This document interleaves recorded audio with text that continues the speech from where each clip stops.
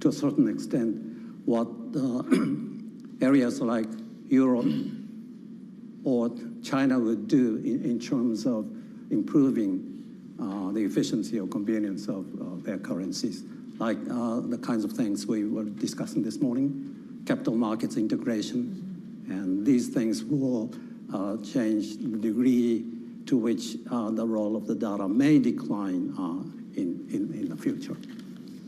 Morgan Lagarde?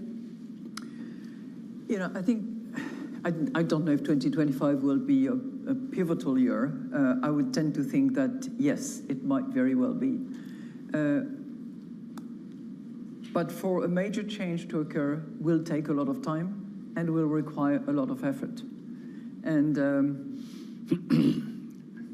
I completely agree with the points made by Andrew about the dichotomy that we're seeing at the moment. And that might be an indication of the fact that investors are looking at options. This is what investors are saying. They ask questions, they seek alternatives, and whether that translates into a general lack of confidence that will be further fueled by more uncertainty, more unpredictability, a bit of a jump in the unknown on several fronts, not just monetary policy, not just even the economics, but beyond that, in terms of security at large, for instance, I think remains to be seen. It's not going to happen just like that overnight. It never did historically.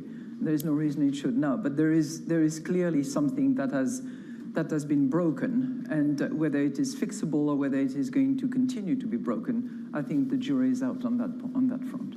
And Chair Powell, how do you think we'll look back on 2025? So you're asking me how we're going to look back on 2025? Yeah, how will historians look back on this year? Is it pivotal? It's clearly an important year. There's a lot going on, you know, with trade, and I think I'm hopeful that we'll look back on it as a year where we successfully challenged some significant economic changes, and you know, our job is to make sure that is the case. You get attacked by the president a lot on a personal basis. Does it make your job harder? I'm very focused on just doing my job. I mean, there are things the things that matter are using our tools to achieve the goals that Congress has given us: maximum employment, price stability, financial stability, and that's what we focus on, 100%.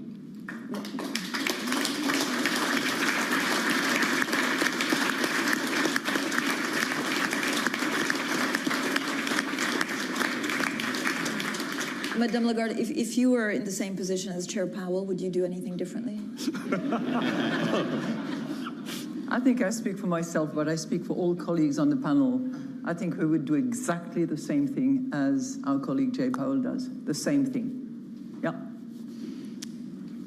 Right? Yes.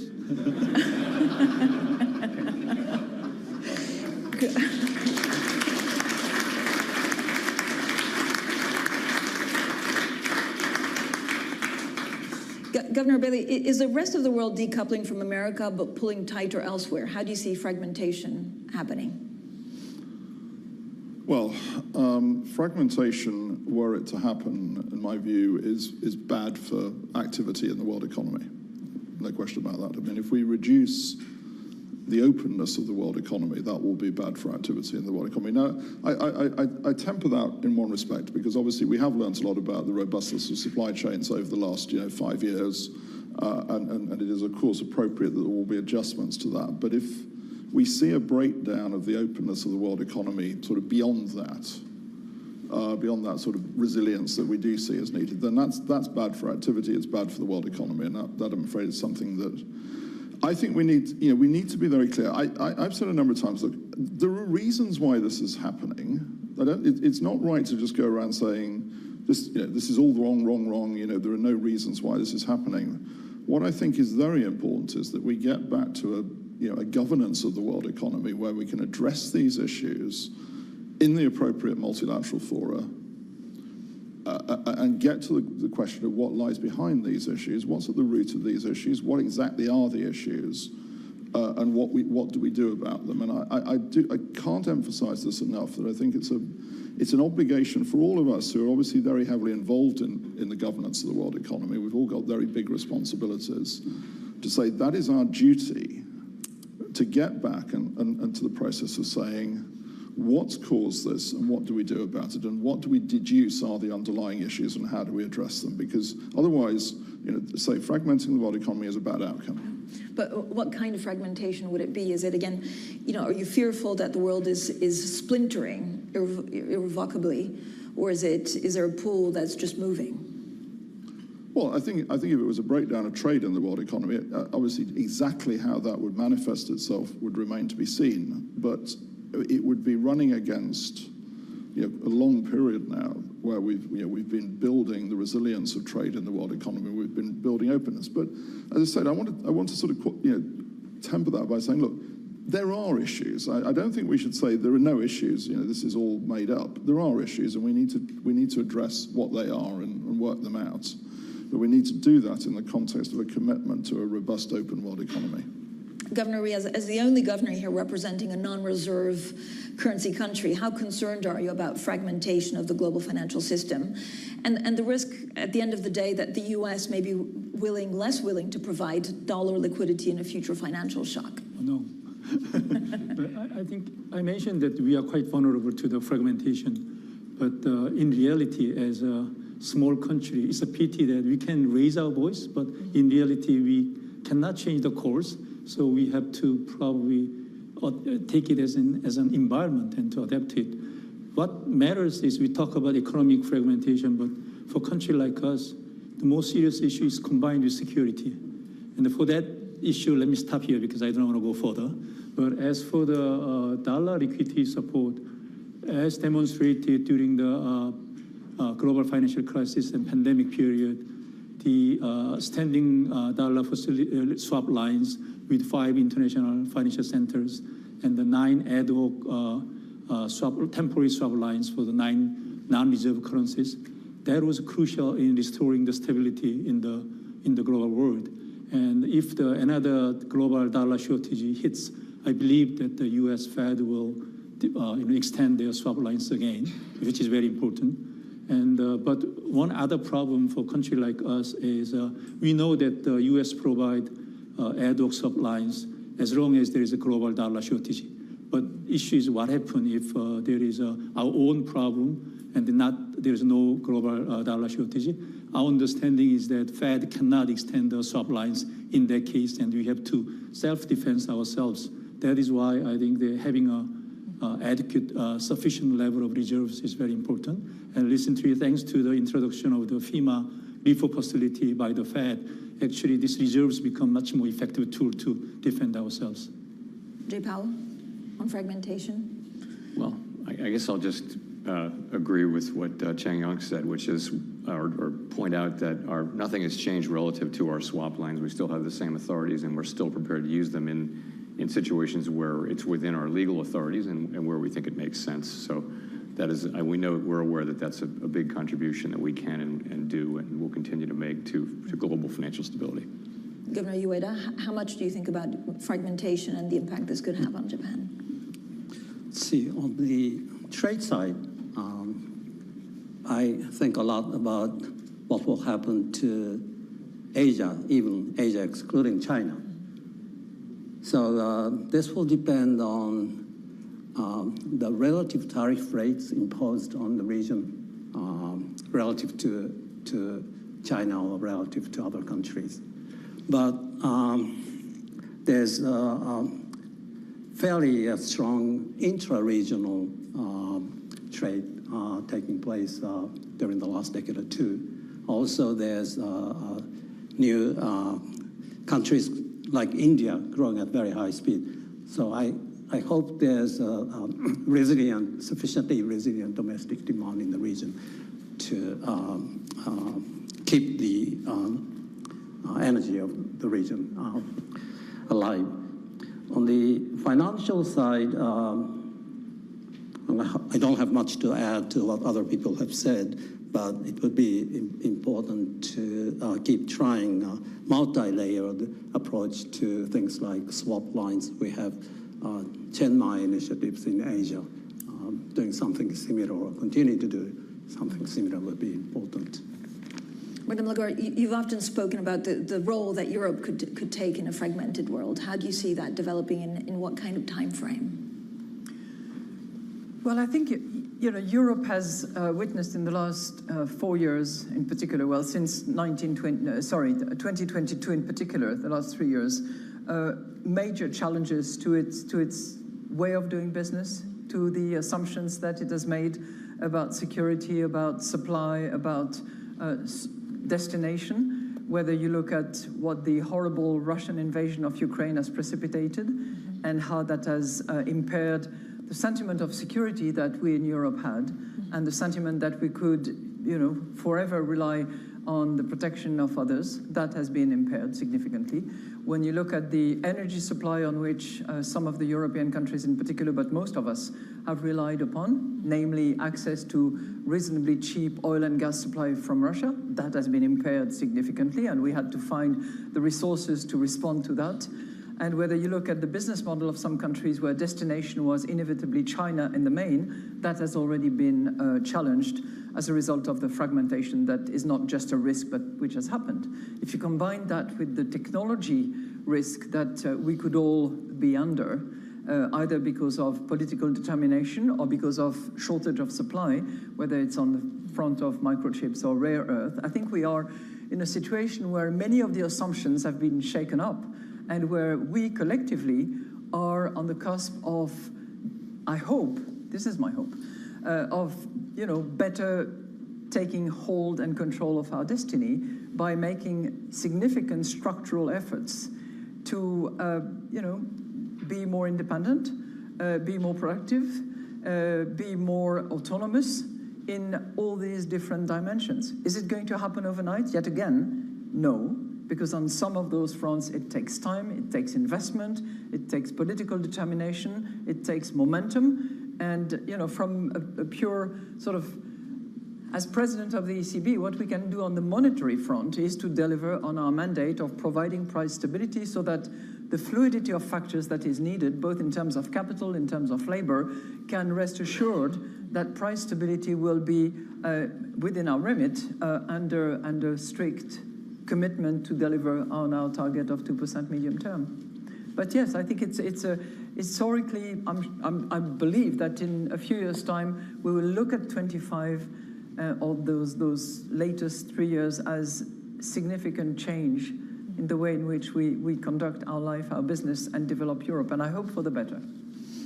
Chair Powell, last year in Sintra, you said that the U.S. cannot run these kind of deficits in good economic times for very long. And then you also said we'll have to do better sooner, something sooner or later, and sooner will be better than later. How's it going? So, of course, I probably preface that by saying that we don't comment on fiscal policy.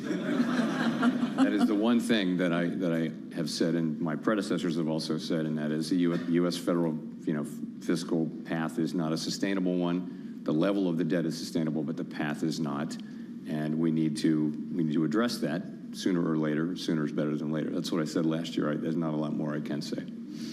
For everyone else, how much of a problem for the world are America's public finances?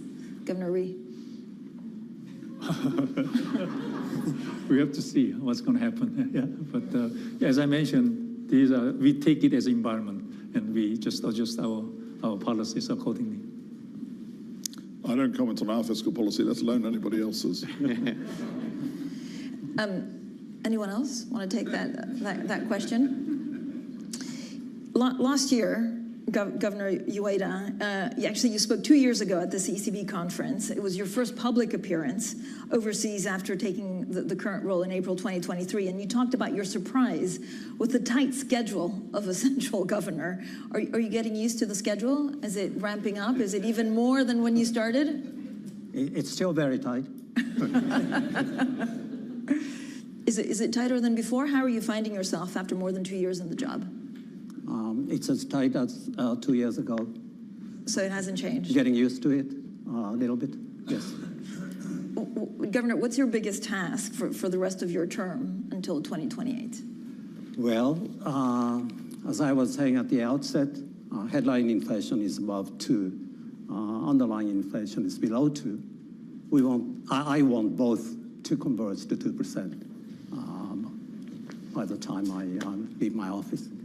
I think you were also asked what keeps you awake at night in Washington in October, and you talked about the pace of rate hikes as one thing. Is it still the same, or do you have other things that you're worrying about? Let's see. I didn't sleep well last night. There's a reason for this.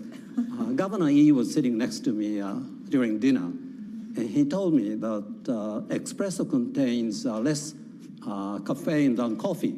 So I immediately had a cup of espresso. I meant the total amount of caffeine rather than caffeine per ounce, okay? Anyway, this is a joke, but during these international meetings, I get chances to talk to my colleagues, get a lot of useful insights. So when I go to bed, I think about those and say to myself, maybe I should adjust our economic outlook, our policy strategy in response to these nice comments. And these keep me sometimes awake, but it's a nice thing to do to keep the trust in ourselves, which is the very foundation of what we do among central bankers. To all of you, what keeps you awake at night, given all of the uncertainties and the changing world? Madame Lagarde. First of all, I can confirm what Kazuo just said, because it did happen on occasions that the following day, after probably a difficult night, you came to see me and said, did you really say that yesterday during the meeting? And I knew that you had been sort of ruminating and pondered what the consequences were. So it's the truth. It's not a joke. Yeah. What keeps me awake? The truth. By that I mean I'm getting more and more concerned about the role that artificial intelligence is going to play, about how distorted things can be presented, how public opinion can be manipulated, and having been a lawyer by background, where searching for the truth is one of the purposes that we hold as auxiliary of justice.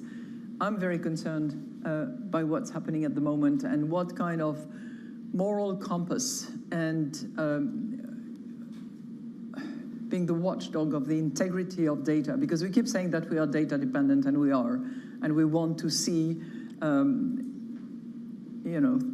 our projections and our assessment and the analysis anchored in empirical data and understanding of what's happening in the reality of the economy. And I do have this fear that things can be distorted and that we can fall prey to that, because it's incredibly easy and actually described now in some literature. That is of great concern to me. I mean, I sleep at night, but... Chair Powell? So I have a little more than 10 months left on my term as chair. And all I want, and all anybody at the Fed wants, is to deliver an economy that has, price stability, maximum employment, financial stability. And what keeps me awake at night is how do we get that done? I want to hand over to my successor an economy in good shape, and so do all of my colleagues. That's all we ever want. So that's what keeps me awake at night. Is are we on a path to do that, and how do we get that done? Do you plan to stay on as Fed governor after your chair term expires? I have nothing for you on that today. Governor Rhee, what keeps you up at night? First, my apology to Ueda-san, but to me... Scores on the espresso will be settled. One concern that I have is unique to our problem is a perception gap of the public due to very rapid structural changes. For example, a decade ago, our potential growth rate is around 3%, but now it's well below 2%. But people still think that we have to grow above 3% in normal times, and that actually expedites their demand for the more stimulus monetary policy and fiscal policy, while what we need is a structural reform. But on the other hand, if I keep on talking about structural reform, I don't know how far I can go on discussing this structural issue because some people say that it's well above my mandate. But I think what is important for our country is not only the cyclical issue, but this how to adapt to these structural changes, and that is a very difficult challenge. Governor Bailey? Well, I want to deliver inflation sustainably at target. As I keep saying to my colleagues, can you please stop thinking of all the shocks that we haven't had yet in my term that we might have? But today's, maybe I've been sleeping too well because I felt I needed something else to do, because today's a significant day because it's my first day as chair of the Financial Stability Board after taking over from Klaus's enormously distinguished leadership. And so that gives me a whole load of other vulnerabilities to think about and worry about when I haven't got anything else to do. But seriously, there obviously are issues in the financial system that we're very focused on and will be very focused on in terms of understanding the vulnerabilities of the situation we're in. Governor Rhee, I also wanted to ask you actually about digital currencies, because the Bank of Korea put brakes on testing a central bank digital currency this week. Would you agree that it's more of a priority to find, I guess, the right regulation for the immediate challenge of stable coins than to develop a CBDC that no one may use? That's a hot topic now in Korea. Surging in the dollar-denominated stable coins, especially recent passage of the Genius Act in the United States, make many fintech companies and the advocates of the stable coins to ask the government to allow the non-bank institutions to participate, to issue the Korean won-denominated stable coins. As you mentioned, that we have been experimenting the tokenized deposit pilots with a commercial bank in our permission network. But I think that given the surging demand for allowing non-bank financial institutions to issue stablecoins in public domain, make us a little bit, I have to talk with the government agencies because it's well beyond the Bank of Korea's mandate.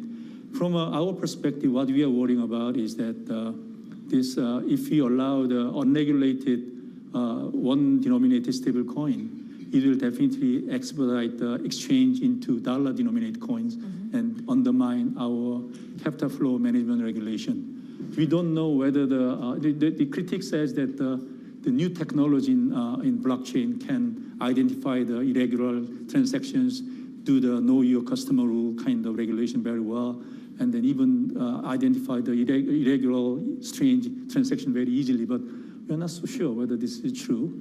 And also there's a narrow banking issue, many other issues. So I think I have to talk to the government authorities how to handle this kind of regulations. Andrew Bailey? Yeah, it's an important subject. It's one of the subjects that we will have on the agenda for the FSB, no question about that. You see, the thing that I think is about stablecoins is that, and here I distinguish them from something like Bitcoin, is that they purport to be money. They purport to have the medium of exchange, function of money. And therefore they do have to meet the test of money. We've talked a lot about this. We've talked a lot about trust in money, about the so-called singleness of money, which is really all about them being assured to hold their nominal value.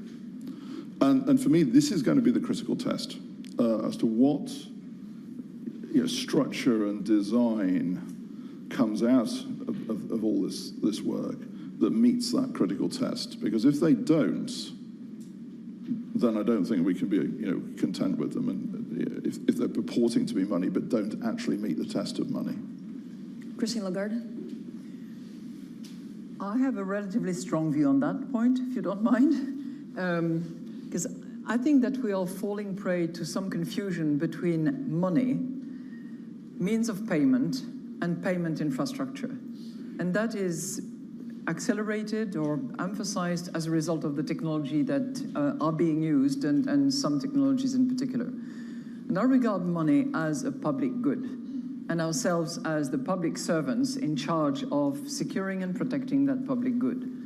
My fear is that blurring of the lines that I mentioned earlier are likely to lead to a privatization of money. And I don't think that this is the purpose for which we've been appointed to do the job that we have, nor is it good for this public good that is money. I think it risks undermining our capacity to conduct monetary policy, And I think it's risk weakening the sovereignty of those countries or those regions which inadvertently become subject of the use of that means of payment infrastructure / alleged money. And we should not only just consider it, but determine what our policy should be about it if we mean what we say and we protect what we have to protect. Thank you. Chair Powell, I actually have a question. Do you fully support the recent proposal driven by the Vice Chair for Supervision, Michelle Bowman, on rolling back capital rules? Would that actually meaningfully improve liquidity in the Treasury market? I do fully support what we, in fact, voted for, what we put out for comment, which is sort of putting the leverage ratio back where it should be, which is a backstop to risk-based capital. And so yes to that question. Let me say on stable coins, if I can. Yeah. I do share the concerns that you hear here, but I also think it's a positive step that we don't have a regulatory framework for these now in the United States. We tried very hard in the last Congress to work with, people on both sides of the aisle to create such a thing. Now it looks like we're well on the way to creating a framework, which I think is something we need. If we're going to have stable coins, and apparently we need to have a federal and state level regulatory framework, which I think we're making progress towards having. We only have a couple of minutes left, and so many of you have plenty of time left in office. Others will leave sooner. Knowing what you know today, Governor Ueda, if you already had to offer some advice to your successor, whoever that may be, what would it be? I don't know.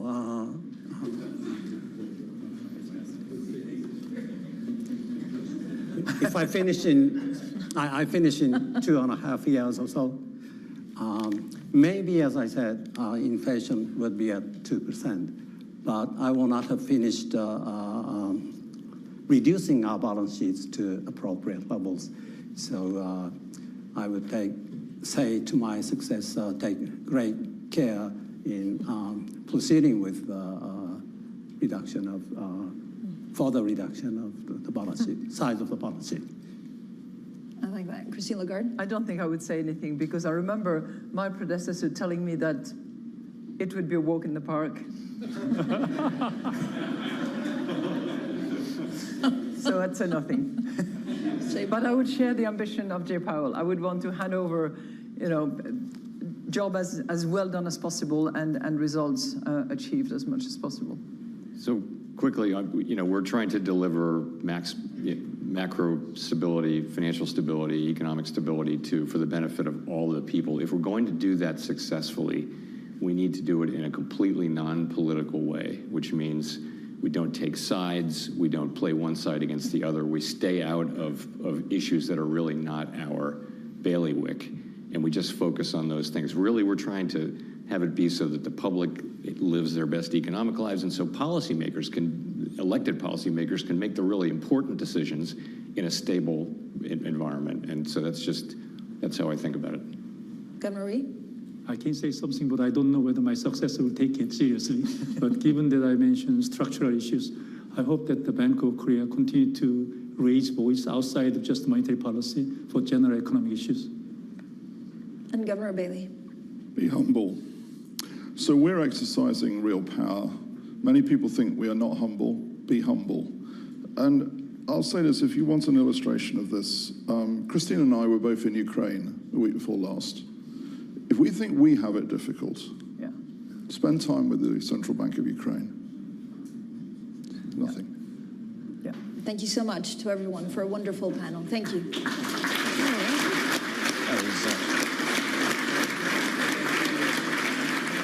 U.S. Fed Chair Jay Powell was participating in a panel at the ECB Forum on Central Banking, the Sintra Forum, an annual event organized by the European Central Bank and is held in Sintra, Portugal. Francine Lacroix hosting a host of bank leaders from North America, Fed Chairman Jay Powell, Asia, and Europe as well. So getting a sense of central bank policy on a global basis. Emily DeFeo, Paul Sweeney, we're live here in our Bloomberg Interactive Broker Studio, streaming live YouTube as well. This is the Bloomberg Intelligence Program. Looking at the markets here, we've got red and green on the screen. Let's get a reset here after that Francine Lacroix interview of the bank chairman. We'll go to John Tucker and a Bloomberg Business Flash. John. All right, you guys. This Bloomberg Business Flash being brought to you by IBKR. Will the median new home sales price exceed $450,000 in June 2025? The yes was recently at 5%. Trade your prediction with IBKR Forecast Trader at ibkr.com/forecast. The last trading day for this contract, July 24th. After another record close for the S&P 500, the major stock averages mixed right now. You have 8 of the 11 major industry groups in the S&P 500. They're actually lower. Utilities and energy, the biggest decliners. Tesla is the worst performer in the index. They release sales figures tomorrow. And ahead of that, more back and forth. Elon Musk feud with President Trump heating up again. Trump even suggesting he'd look at deporting Elon Musk and ending government contracts with Musk's companies. Meantime, the earnings season, that starts in a couple of weeks, and Cameron Dawson at New Edge Wealth says investor expectations at this point may be too low. I think that investors are conditioned to expect beats in optimism because we went into the first quarter expecting 7% growth and we got 12. This quarter, the street is expecting 4% growth. Apple seems to be acknowledging it's behind in artificial intelligence. The company considering using an outside firm and their AI technology to power Siri. Right now, the S&P 500 12 points lower at 6192 on the index. That's down about 0.2%. The Dow up 272 points right now, and the Nasdaq 100 is 145 points lower. That is down 0.6%. The 10-year yield 4.25. That's up just about 3 basis points. The 2-year up 5 basis points. That is at 3.76. Oh, and you know what today is? What? Bobby Bonilla Day. Bobby Bonilla Day, that's right. He's going to collect a check for $1.2 million. 2,000 the Mets agreed to buy out the remaining $5.9 million on his contract, but instead of paying him up front, they agreed to do this until he's like in his 70s. Yeah. So every July 1st, he gets this check. I don't know what calculation they used to come up with that, but that does not work. We call it a deferred contract. Yeah, and the history of it is that the Mets, the owners at the time said, you know what, we have all these investments coming due, so why not? The investments were with, one, Bernie Madoff. So anyway, that's the history of that one. We check the markets view all day long right here on Bloomberg Radio. I'm John Tucker. That's your Bloomberg Business Flash. Happy Bobby Bonilla Day. All right, John Tucker, thank you so much. We appreciate that. Emily Grafeo from Bloomberg News sitting in on Paul Sweeney. We're live here in our Bloomberg Interactive Brokers up until noon Wall Street time, the Bloomberg Intelligence program. We're streaming live on YouTube as well, so head over to youtube.com/Bloomberg Live Podcast, and that's where you'll find us. We just heard Francine Lacroix, Bloomberg Television, London, interviewing a whole host of central bankers in Portugal. Looks like a beautiful town, Sintra. Just extraordinary looking. I just kind of Googled it. Pretty cool stuff there. But Fed Chairman Jay Powell, he says inflation's kind of moving as expected. Pretty happy with the economy. It's in, quote, a pretty good position. Looking at the bond market, yields moving a little bit higher here. 10 years up about 2 basis points, 4.25%. It was as low as 4.18% earlier today. So a little bit of a lift in rates. Let's check in with Ira Jersey, Chief Interest Rate Strategist for Bloomberg Intelligence.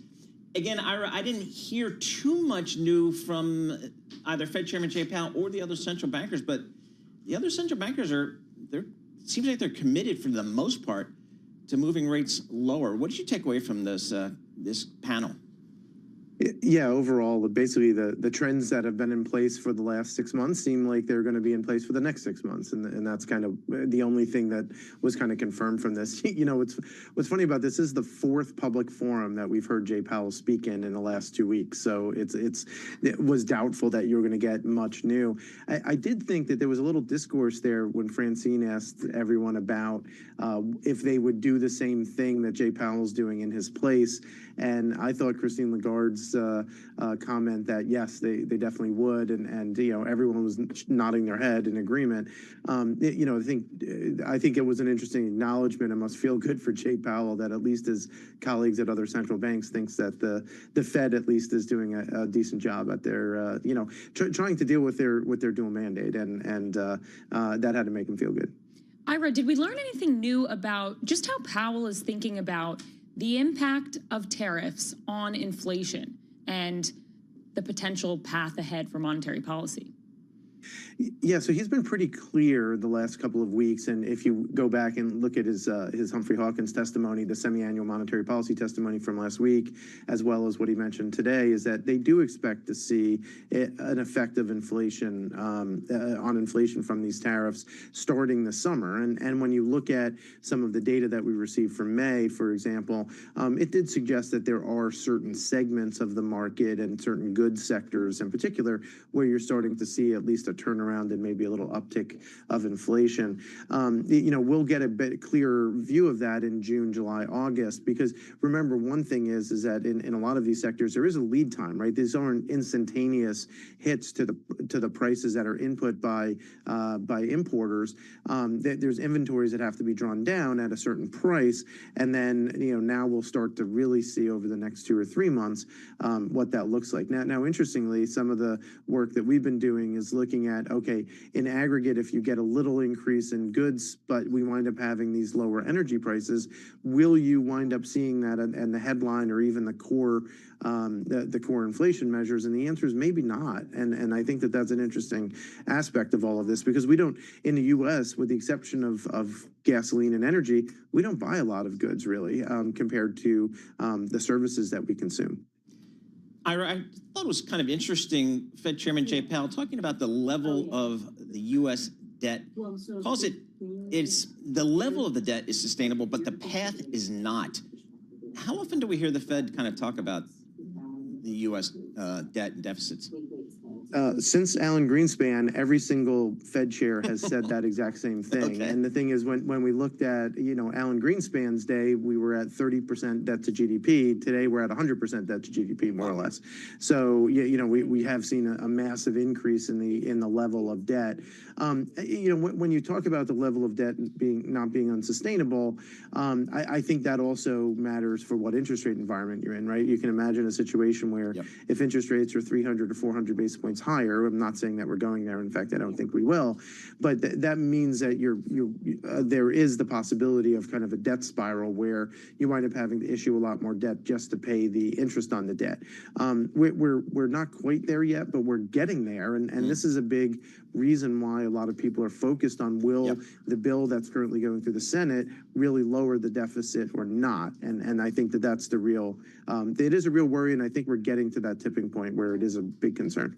Ira, thanks so much for joining us. Ira Jersey, Chief U.S. Interest Rate Strategist for Bloomberg Intelligence. All right, let's switch gears. Let's talk about global shipping here. We've been talking a lot about that. And really, since the pandemic, when we really started to get knowledgeable, if you will, about the supply chains and where stuff comes from and where it goes and how it gets there and how supply chains can be fragile. And now with all the geopolitical tensions in various parts of the world, global shipping and the threat to global shipping is once again at the forefront. And we're going to check in with Stamatis Tsantanis. He is the chairman and chief executive officer of Synergy Maritime, and that is a NASDAQ-listed security company. SHIP is the great symbol there. Stamatis, thanks so much for joining us here. A lot of hotspots in the world. You think about the Strait of Hormuz. We've been hearing about that over the last several weeks. Of course, what's happening in the Baltics with Ukraine. How would you characterize the current global shipping business these days? Well, good morning, and thank you for having me. It is indeed quite challenging. I mean, we've had the COVID, and then we had the pretty much closure of the Red Sea because of the Houthis. And then everything became even more challenging with the Hormuz or the potential closure of that. So, we tend to navigate all these geopolitical challenges quite successfully so far. It's all about infrastructure. I mean, what's going on right now and whatever we believe to be the normalization of whatever conflict in the Middle East, hopefully, that is going to lead to a very big infrastructure boom in the area, which is already pretty much started and booming. And I believe that this is going to help shipping, especially dry bulk that we operate in, very, very much. Stamatis, in addition to your role at Synergy, you're also the founder and chairman and CEO of United Maritime Corporation. Together, you have a total of 25 ships in the ocean. I'm wondering if you had to reroute any shipping routes in the wake of the latest Middle East tensions. Well, we have been rerouting a lot of our ships. About a third of our fleet has been rerouting already to avoid the Red Sea, which it was kind of underplayed how important that passage has been for global shipping, especially for big bulkers like we do. We were transporting a lot of coal from Australia to Europe because of the energy needs. And we did a lot of coal cargoes from Baltimore, USA to the west coast of India. All of this routing were from the Red Sea. Now we're going around the Cape of Good Hope. So unfortunately, that means more ton miles, more expensive in bunkers, more expensive for the consumer, and that adds a lot of additional CO2 emissions to the environment. Let's not forget about that as well. Stamatis, talk to us about a global economy that's now being influenced by tariffs across the globe here. How has that impacted maybe your business, the business of your customers? Well, nothing has happened so far. Everything is pretty much priced in. The world had a big alarm shock back in 2016, 2017, with the initial phase and threat by the first term of President Trump back in the day. Nowadays, everything is pretty much priced in. So, people was kind of expecting that, and we didn't see any disruption so far. What we have been seeing is all this geopolitical turmoil that has affected, for the time being, long-term buyers of raw materials like iron ore and coal. But I believe this is going to normalize as well, and we will come back to a very, very strong trading environment once again. How would you assess then right now just the volume of shipping? A couple weeks ago, right after Trump announced the initial tariffs, there were a lot of concerns on Wall Street that shipping was going to drop, shelves were going to be empty. Do you think those fears were overblown in hindsight? Well, yes. I mean, that initial plan on Liberation Day was pretty much, I'm not so sure how to characterize that, but of course it caught the world into a big shock. Nobody was expecting that all these 60, 70, 80, 90% global tariffs were going to go through. And it appeared to be that, after the initial shock of the first few weeks, things kind of normalized. So there are numerous deals happening with each individual country or continent or European Union or you name it. And I believe that we're very, very close to pretty much unwinding all the trouble that we saw with, with that Liberation Day. Of course, please be reminded that global trade has been continuing like nothing has happened. No, material tariffs have been imposed so far. So far it's been business as usual. We haven't really seen any disruptions in respect of that. It was more psychological, the impact, rather than anything material.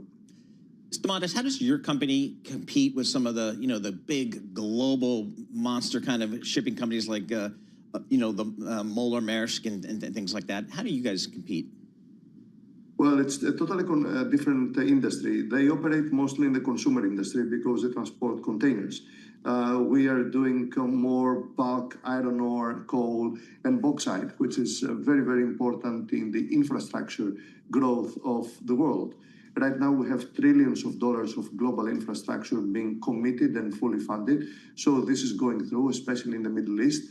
As you know, President Trump has at least 7 or 8 new buildings being built in Saudi Arabia, Bahrain, Oman, and all this place over there. We're talking about multi-billion-dollar projects.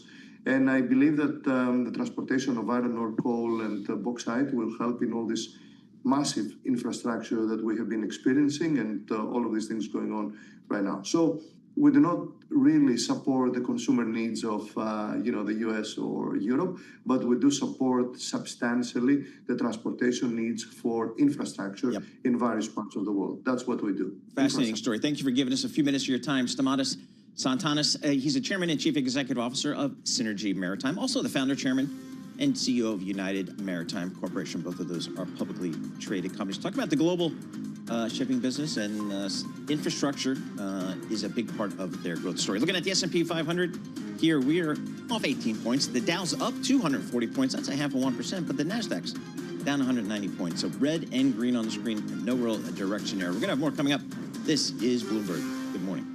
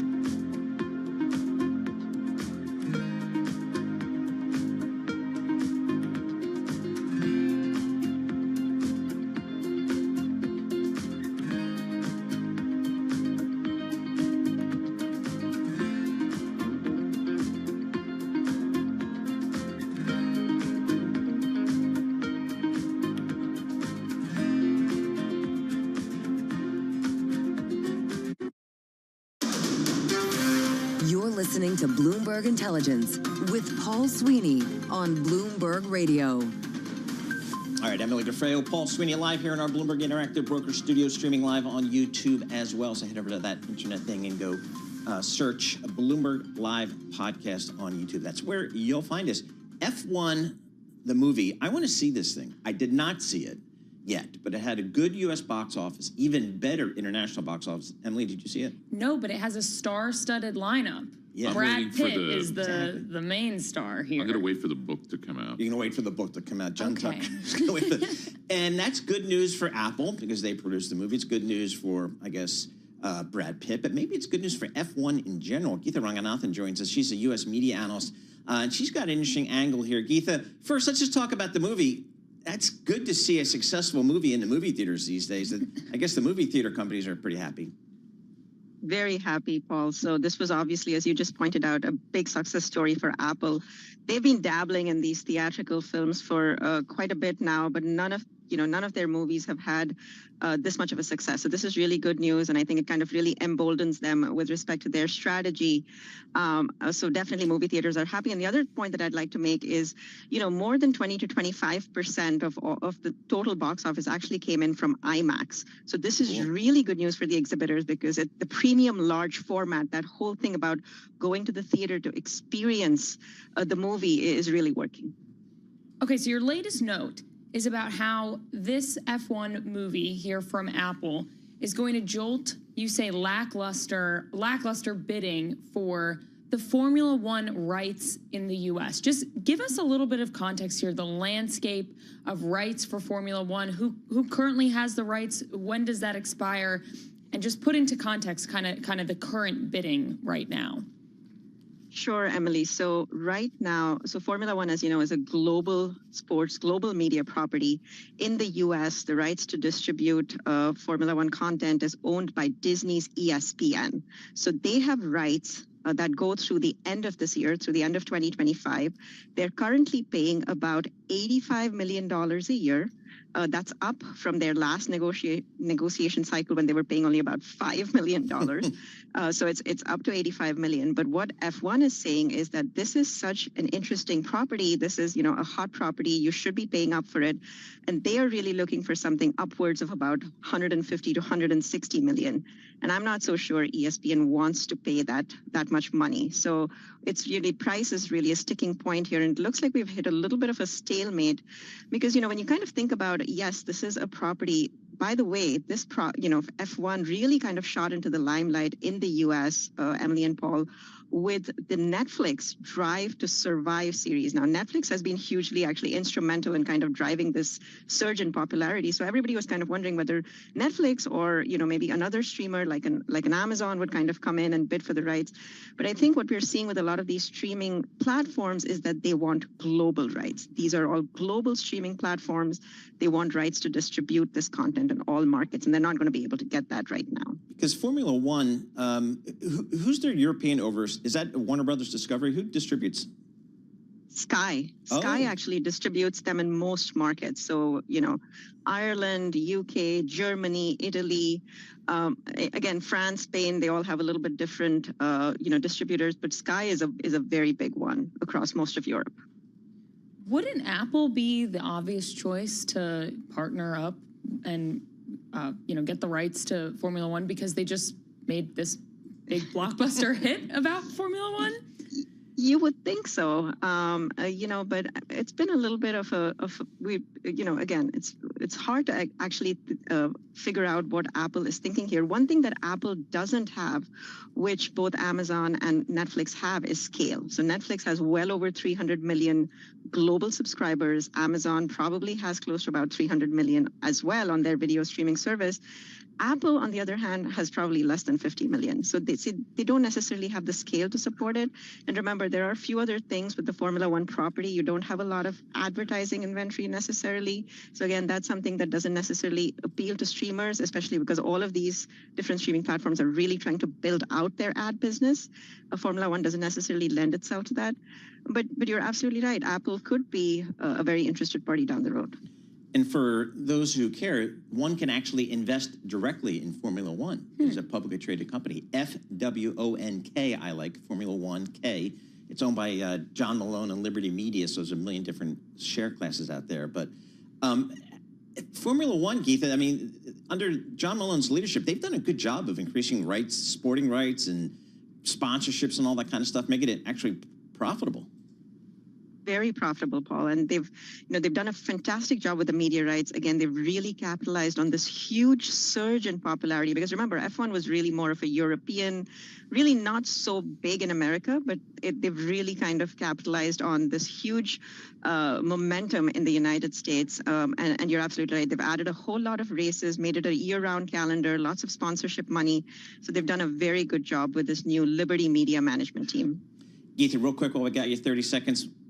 Are people feeling better about Disney these days? They absolutely are. So one of the things that we were so worried about was the theme parks, and whether, we were going to see a slowdown there because of just general economic uncertainty. Also Epic, which is the Comcast property opening in Florida. Oh, right. But so far we haven't seen any signs of a slowdown. So things are looking actually pretty good for Disney. All right, stock's up 10% this year, better than the market. Geetha Ranganathan, she covers all the global media stuff for Bloomberg Intelligence, zooming in from Princeton, New Jersey. Again, Formula One stock, the movie opened last week, really good box office, not crazy good, but very good, and very good international, got great reviews, so people think it might have legs, is what they say in the business over the following weeks here. So we'll see how that does for Apple, and see what it means for the Formula One racing circuit. S&P 500, minus 17 points, the Dow up 200 points, the NASDAQ down 200 points. This is Bloomberg Good Morning.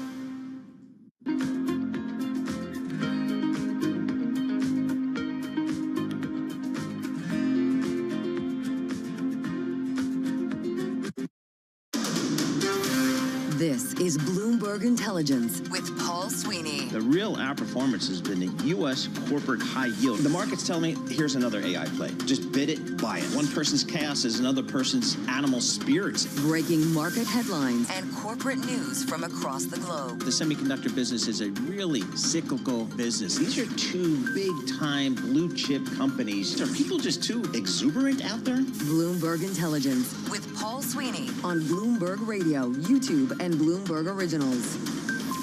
All right, coming up in this hour, we're going to check in with Mike Dorning, Bloomberg News. He's down in D.C. We've got the latest headlines coming out of there. I think we might have a tax and spend bill.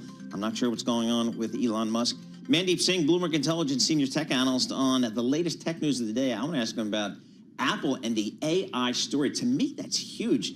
Apple may consider almost kind of farming out its AI capabilities to somebody else. You just don't see that almost ever, it seems like. Michael McKee's going to join us here, Bloomberg International Economics and Policy Analyst, get his thoughts on Powell's ECB commentary. And then Rania Setham, she's a managing partner at Setham Law Group, on ICE raids and how it's affecting different industries and different companies across the industry. So we got a lot to cover in the coming hour. We're going to kick it all off with a Bloomberg Business Flash with John Tucker.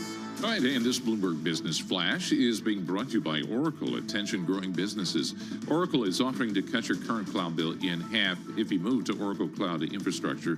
This is for new U.S. customers with minimum financial commitments. See if your company qualifies at oracle.com/Bloomberg. Major stock averages mixed right now, and the leaders, they belong to the casino stocks like Wynn Resorts. Those shares up 8.2%. This comes after the Macau gaming revenue growth rate soared to 19% for the month of June. Bond yields, they're rising after an unexpected rise in job openings, so that kind of dims the outlook for the Federal Reserve to cut rates. And that is also keeping a lid on stocks. And as traders begin the second half of the year, Tom Porcelli, the chief U.S. economist at PGIM, sees growth trailing off. Think about it. Yields are lower, equity prices are higher, and overcrowded dollars sold off a bit.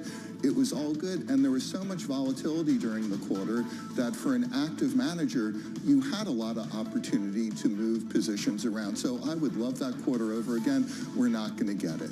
Right now, the S&P 500, 13 points lower after the record close yesterday, 61.91 on the index, down 0.2%.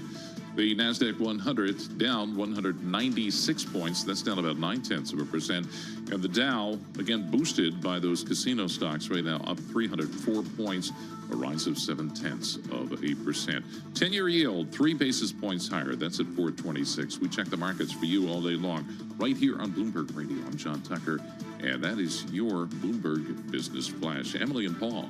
All right, John Tucker, thank you so much. We appreciate that. Emily Grafego, Paul Sweeney, live here in our Bloomberg Interactive Broker Studio in New York City, streaming live on YouTube as well. I did not know about Sintra, Portugal before today, so I Googled it. Now it is on my bucket list. I would love to go there. It looks spectacular. Francine Lacroix is in Sintra, Portugal. She is Bloomberg News Editor-at-Large, host of The Pulse on Bloomberg Television, and she hosted a panel today. Some of the leading central bankers in the world, including Fed Chairman Jay Powell, the ECB, the European, I mean, everybody was there. Francine, thanks so much for joining us from lovely Sintra, Portugal. That was a high-powered panel you were hosting. What did you take away from it? Yeah, it wasn't. Well, first of all, you're absolutely right. Sintra is beautiful, and also, Paul, good news, it has like a microclimate, so everything else is really hot. And here we have a nice breeze, which is not why central bankers come here every year, but certainly just brings people together. And the panel was interesting. So you had 5 of the world's most important central bankers. And look, there are different, economies that they have to deal with. There are different cycles. Some have inflation to worry about. Some actually cut interest rates by so much that they're a much better place. And you have Bank of Japan looking at raising interest rates. What struck me was first the amount of uncertainty, and I know we talk about this every day on your show, you talk about it every day. It's trade tariffs, it's of course concerns over fragmentation and the politizations of central banks. And so it's just very difficult for these central bankers to give us a view of how they expect interest rates to go. It's also very difficult for them to just try and understand what inflation will do. So that perspective for me was really interesting on how they model the future, which should help them in making the right decision on what they do with interest rates. Francine, what are the takeaways about what these central bank leaders said about inflation? It seemed like Christine Lagarde at least was taking somewhat of a victory lap. I know she said that it wasn't mission accomplished, but she did seem pretty positive on the inflation outlook there. Yeah, Emily, so you had Bank of Japan, you have the ECB there, you had, of course, Jay Powell of the Fed, you had Bank of Korea, and you have the Bank of England. And again, when you talk about inflation, they're all very different. So the Bank of England, Andrew Bailey, the governor there, was saying, look, you can look through inflation. We have shocks. We had shocks because of COVID, then you have because of the trade tensions, and then you had also a couple of days where oil prices were really all over the place. But he wants to look through some of the tensions with inflation. Look, if you look at all the 4 big central banks, and Bank of Korea, that's a small open economy, doesn't have a reserve currency, so could maybe talk more freely. It's definitely, it's clear that the ECB has done a great job so far. Now, she did say, Christine Lagarde, don't cry victory yet, but if you look at inflation, they cut by 8 times, and inflation today is right on target. So we had data this morning, and there was a worry that inflation from extremely high just 3-4 quarters ago would undershoot, so go below the 2% target. But right now it's broadly in line. I guess the most interesting bit when you talk about inflation is that it's not going to be linear. You're going to have shocks that come from supply shocks that could come out of nowhere because of politics and some of the wars that we're seeing around the world. And so what they see is basically they look at scenarios. So instead of telling you, Emily, look, inflation is now at 2%, go to 2.4% and 2.7%, or vice versa, they say, look, if the price of oil does this, the inflation pattern could do this. And so it's much more Fed-like style in trying to figure out what these shocks mean for their future inflation outlook and therefore for monetary policy. Francine, thank you so much for a few minutes of your time. We really appreciate getting the wrap up there. Francine Lacroix, Bloomberg Television. She's in Sintra, Portugal, where she hosted a panel of some of the leading central bankers around the world today. Just fascinating. If you didn't see it, go check it out at Bloomberg.com. Let's get back down to Washington, D.C. A lot of action down there from our good friends in the Senate. Now it looks like this spending bill is going to be tossed back to the House. Mike Dorning, he's on top of it. He's a Capitol Influence deputy team leader for Bloomberg News in D.C. Mike, Senator Thune suggesting the Republicans may have a deal. What do we know? Well, they appear to have a written out deal, and they were just showing it to the parliamentarian for the Senate to make sure all the provisions would work and be able to be passed by majority vote. So one of our correspondents who's actually in the Senate chamber in the balcony above was watching her go over it with a pen. So they're sort of shuttling back and forth between there and Thune's office, and they've brought the senators in. So very soon they'll do an amendment to kind of just change everything to capture that final deal and then vote on it. So there could be a vote coming very soon, and the Republican leader says he believes he has the votes. What does Wall Street need to be paying attention to here in this latest iteration of the bill? Is there anything kind of specific to markets or something investors should be watching? So mostly these tweaks have to do with clean energy, tax credit phase-outs, and Medicaid funding cuts. But we're hearing that and that one of the tweaks may be involve the extra excise tax they were going to put on solar and wind. So here, if you're a clean energy investor, this final deal may give you a little more clarity on how hard this bill hits that sector. We went to bed last night. We woke up this morning, Mike, thinking that there were 7 or 8 holdouts there, potentially imperiling this deal. Do we know what happened to them?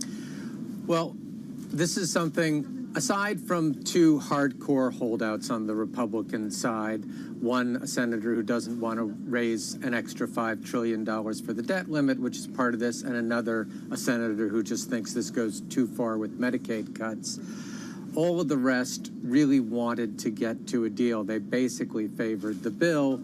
So it was just a question of addressing some holdouts who thought, hey, we're not cutting enough from the social safety net, and we're not cutting the clean energy tax credits out fast enough, and some others who were like, oh, you're doing too many Medicaid cuts and you're cutting out the clean energy tax credits too fast. So they were just kind of trying to work out those differences and get them on board. We'll see how they wound up doing that. But you kind of knew all along they would figure out a way. Mike, help us understand, once the Senate votes on this goes back to the House, then what happens, considering, we have a holiday coming up?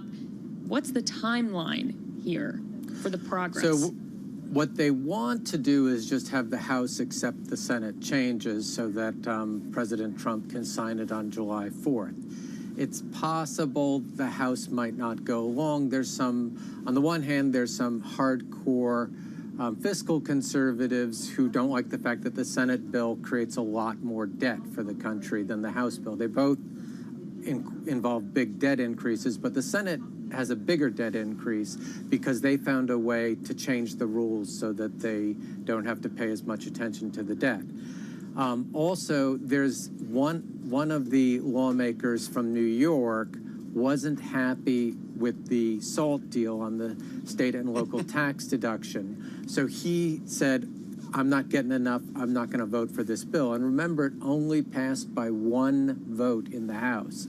So if they can't figure out a way around these holdouts, they could be in trouble. But you can bet that Donald Trump and the House leaders will be cranking up the pressure on these people to just cave and go along. Last thing, Mike, politically, this could be risky for the Republicans, because if I'm a Democrat running, I'd just say, hey, these guys just took away your Medicaid, they increased the national debt, blah, blah, blah. You could make some arguments here that this is not a great deal for the average American. Yes, and a lot of the polling ahead of time suggests it's not that popular because it's basically a tax cut that delivers a lot of benefits for wealthier people and takes away a lot of money from poorer people. But they are working this hard. And remember, the person who has the best megaphone always is the president and his party to try to shape perceptions. And there's no one who's better at selling than Donald Trump. So he's going to start with like a big push to convince people that this is a good or good enough thing to try to blunt the Democrats' message going into the midterms. Mike, thanks so much for your reporting. I'm sure we'll be hearing from you soon. Mike Dorning, Capital Influence Deputy Team Leader for Bloomberg News. He's down there in Washington, D.C., along with the team trying to stay on top of this big tax and spending bill. I tell you, one of the biggest pieces of news for me today, or it came out yesterday, Apple. I mean, here's the Bloomberg headline. Apple weighs using outside AI power to power Siri in a major shift. This is Apple saying, we kind of can't get this AI thing going, so we'll let somebody else do it for us. To me, that was shocking. Stock market, like the stock's up a couple of % today, but I need to figure out what's going on here. So I said, Mandeep Singh, Bloomberg Intelligence, senior tech analyst, I need you in our studio here. Mandeep, to me, this seemed big. Yes. I mean, Apple, they got the new headquarters. They got like a gajillion scientists. They're saying we can't really get AI as well as we want it, as quickly as we want it, so we'll maybe use somebody outside? Yeah, I mean, if you remember at WWDC, all they showcased was that new liquid glass interface. There was no mention of AI. So it was pretty obvious that they had nothing new to showcase from an LLM perspective. And look, given the astronomical rise of ChatGPT and how it's taken the user and engagement share, I mean, everyone is looking to use that kind of functionality on the apps that live within the Apple ecosystem, whether it's your email, your calendar, your contacts, like the photos that are stored on iCloud. You have to ask yourself, why can't Apple deploy AI in a similar fashion where I can engage in a ChatGPT type format? And so that's the use case here. Obviously, Apple's own LLM efforts have gone nowhere because they have, frankly speaking, underinvested. I mean, look at their CapEx versus all the other hyperscalers. They're spending $80 billion. Apple is spending $10 billion. So it's just not the same level of investment. And they underappreciated how transformational this generative AI LLM wave is going to be. And now they are partnering with an Anthropic or OpenAI. I think Anthropic makes more sense to me, because OpenAI has clearly said they have their own hardware ambitions. And to my mind, Anthropic is an enterprise-focused player. They have already partnered with Amazon. And in this case, they probably will partner with Apple as well. And as Paul mentioned, the stock market, it wasn't disappointed in this news. The stock was up yesterday when Bloomberg's Mark Gurman, wrote the story, which I do think it came out. Everything he breaks. Yes, he does break everything. Yeah. I think the story came after the close, but still, the stock is higher today. So this is good. I mean, talk a little bit more about the partnerships, because if Anthropic is partnering with Amazon as well, like, this isn't really an exclusive deal that they're doing. Apple's just going to have the same AI as all the other tech companies? Yeah, but Apple controls the distribution across their iOS devices, and whether it's your tablet or your smartphone or Mac PCs, it's the Apple iOS ecosystem. So if Anthropic's LLM is natively integrated, I mean, look at how much Microsoft has benefited from OpenAI's partnership. Microsoft doesn't have their own LLM. The fact that they have risen so much is because of the OpenAI partnership. So partnership isn't a bad thing for Apple. And in this case, clearly Anthropic has a very good LLM on the tech side. Maybe you could argue in terms of multimodality, OpenAI and Google are ahead. But for a text LLM, Anthropic's performance is comparable, at par with the frontier models, and that's where it makes a ton of sense that they use Anthropic. 30 seconds. Can I think about this announcement similar to Apple saying we're going to use Google for search? Yeah, and part of the reason why there is no mention of Google here is because of that antitrust case that's pending. So clearly what Apple wants to signal is they don't want to do anything with Google right now, given that monopoly lawsuit and the $20+ billion of payment from Google to Apple. And right now they are really diversifying their exposure to these LLM players. They could have very well used an LLM. And I wouldn't be surprised down the line, once this DOJ case is resolved, and if it works out fine, they may end up using Google's LLM as well. Apple's main goal here is to have as many LLM partners and really not depend on just one, whether it's OpenAI or Anthropic. They want 5 players, and I think they would be willing to use anyone. All right. I thought it was a big deal. But again, I kind of liken it to this whole search thing. We'll do search with Google. If they have better search, we'll use that. So on our phones. Mandeep Singh, he breaks it down for us, as he always does. Mandeep Singh, senior tech analyst, Bloomberg Intelligence. He kind of runs it with Anurag Rana. They kind of run our global technology team. We've got analysts in Europe, North America, and Asia covering the global tech industry because that is a driver of the value in these markets. S&P off 21 points. This is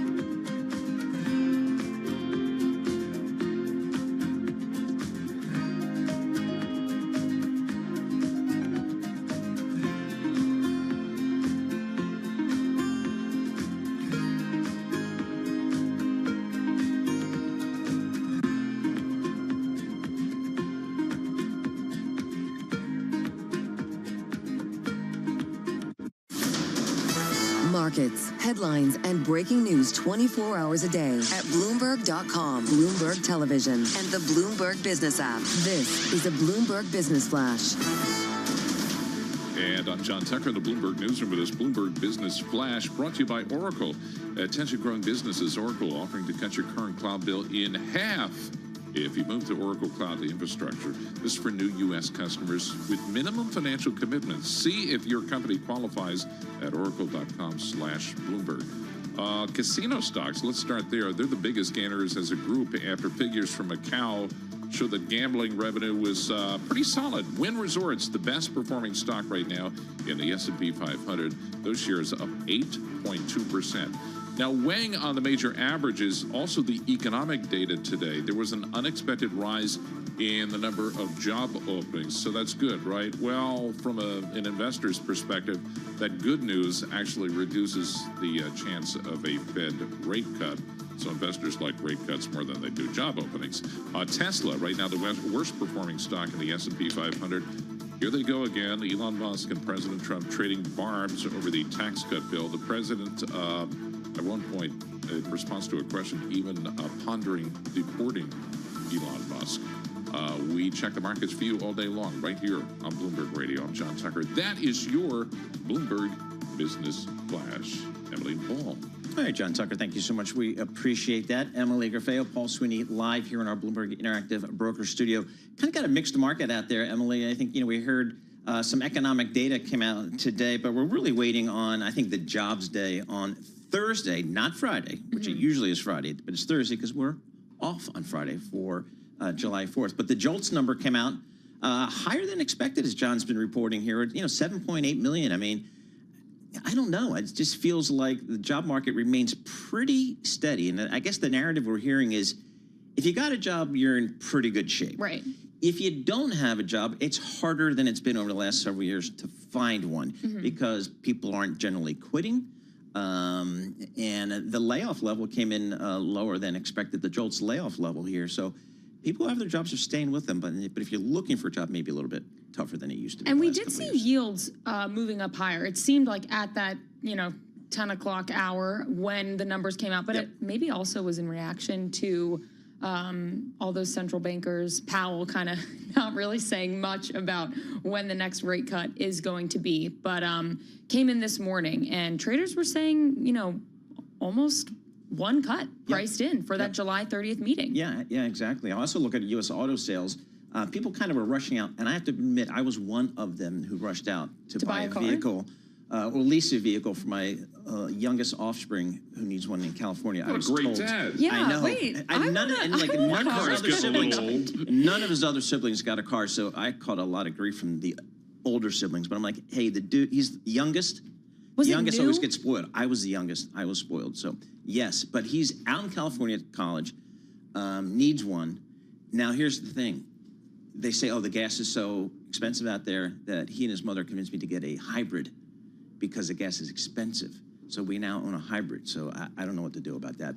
But a lot of economic data out today and more to go later this week. So we check in with Michael McKee. He covers all that economic stuff. He paid attention in economics class. I might have skipped out a few times to play golf at Duke. I can't confirm or deny that. Yeah, so, I didn't Mike, do what'd you too make well. of some of the economic data? The ISM still showing some struggles there on the manufacturing side. ISM showing some struggles, still below 50, 49 even. A little bit of a rise, but basically that was driven by a rise in production that just barely got over 50, which most analysts are attributing to maybe some inventory rebuilding. Inventories went up a little bit, so not really a huge sign that manufacturing is coming back. And we did see the employment number fall to 45. So that is a sign, a negative sign for Thursday's payrolls report probably.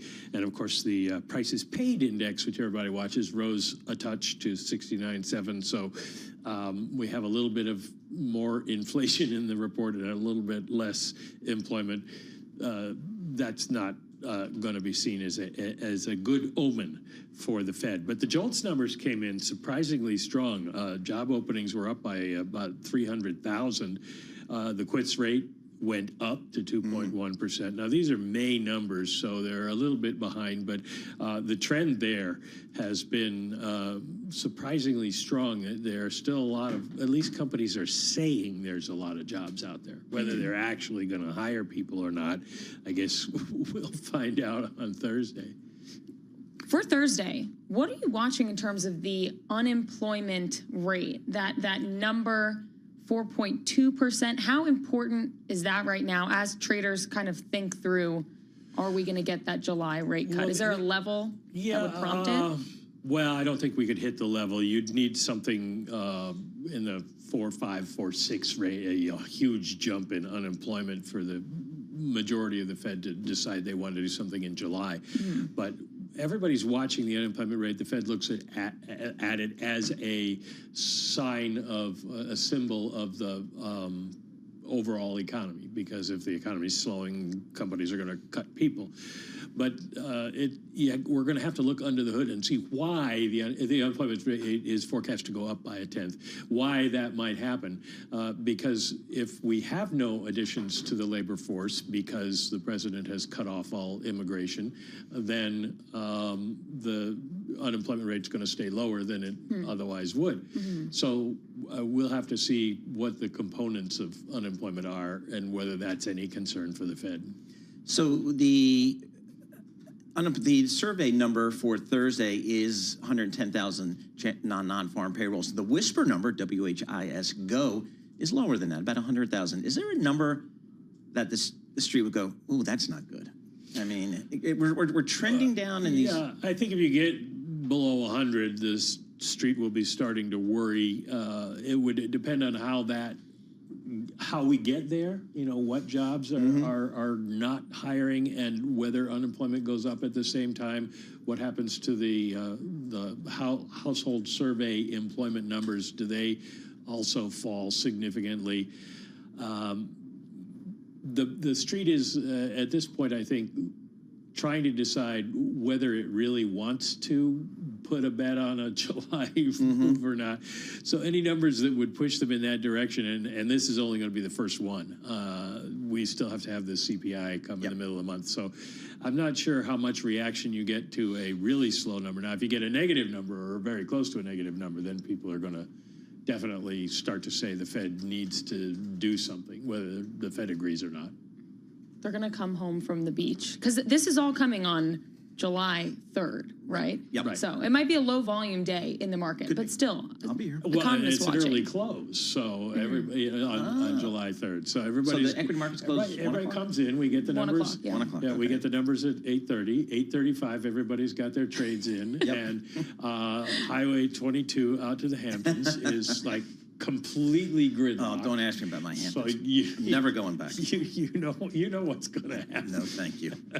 My next contract's going to have the helicopter clause in there. Anytime they want me to go out there, I have to be with the helicopter. And I think I know a guy, too. I was thinking, based on your previous discussion, that Emily is going to put in to be adopted by you. Yeah. Yes, exactly. And maybe you don't ask for a car, you ask for a helicopter. Ask for a helicopter. Speaking of luxuries, Sintra, Portugal, have you ever been? I have not been to that meeting. I would like to go sometime, but I think if I were invited, they wouldn't hold it. Exactly. So anything you heard from the central bankers that got your attention today? Francine was interviewing that panel. Nothing really new. Powell was asked about July, and he said it's too early to decide, but a lot of members of the Open Market Committee aren't in favor of it. He left the door open but didn't suggest that he was thinking of that.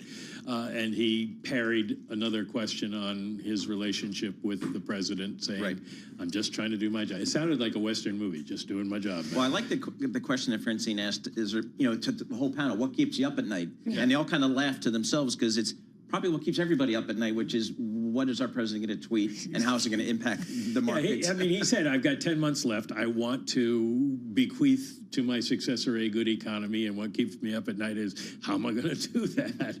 The other interesting thing was when he said, basically not focused on the president. I'm just doing my job and doing what needs to be done. A little bit later, Christine Lagarde, the ECB president, said, I wouldn't do a thing differently from what Jay Powell is doing, which got a round of applause from people. It was interesting also that, like typical Powell fashion, he's kind of dodging the question of who's going to be the next Fed chair, and when is that actually going to happen? Because obviously there's been a lot of talk that maybe it would come sooner than Powell, the end of Powell's term. But there was nothing really new that we learned there. No, nothing. He's giving the same answers to everything. And he was asked, would he stay on as governor if he's no longer chair? And he dodged that again, saying, as he did the last 2 times he was asked, that I have nothing for you on that. Mike, thanks so much for joining us. Appreciate it. Michael McKee, International Economics and Policy Correspondent for Bloomberg News. Let's check in with RJ Gallo, Senior Portfolio Manager and Head of the Municipal Bond Group of Federated Hermes. RJ, we've got some economic data this week. We heard from Fed Chairman Jay Powell. today.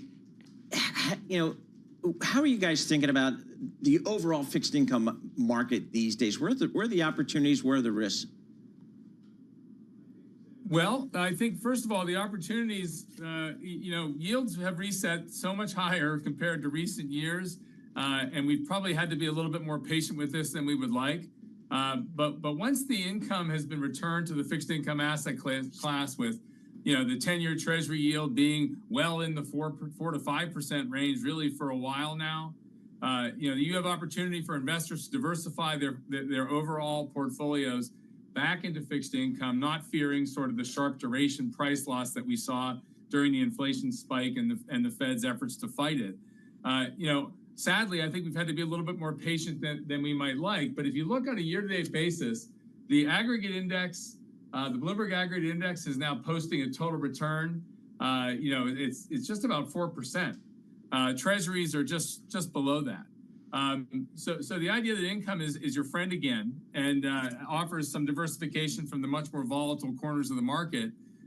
We like bonds. We think bonds are attractive. From a duration standpoint, we've basically been neutral to leaning a little long during the year, expecting eventually that yields will come down as the economy slows and the Fed has to eventually layer in a few more eases as the calendar ticks by towards year end.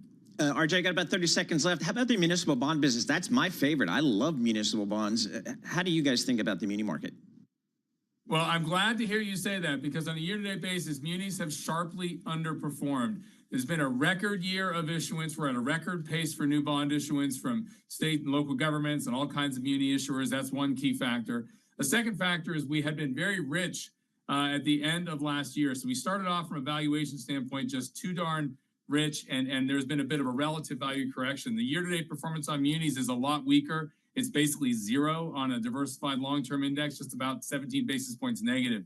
We don't think that will last. Munis are probably going to start to improve into the second half of next year as the issuance slows down and people get more attracted to higher yields that are out there. All right, RJ, thank you so much. We appreciate it. Too short of a time. We'll get you back longer next time. RJ Gallo, Senior Portfolio Manager and Head of the Municipal Bond Group at Federated Hermes. Looking at that bond market, the 10-year Treasury, it's off 8/30 seconds, pushing the yield up about 3 basis points to 4.25%. We'll keep an eye on that. Bloomberg Dollar Index, weaker, slightly weaker again today. We'll have more coming up. This is Bloomberg. Good morning.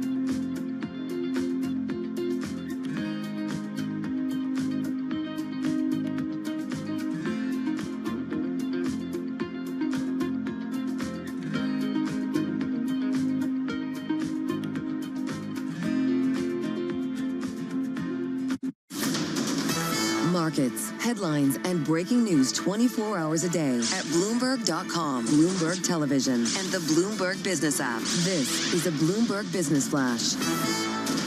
And I'm John Tucker in the Bloomberg Newsroom with this Bloomberg Business Flash. Right now, the major averages, they are mixed. Treasury yields, we'll start there. They're rising.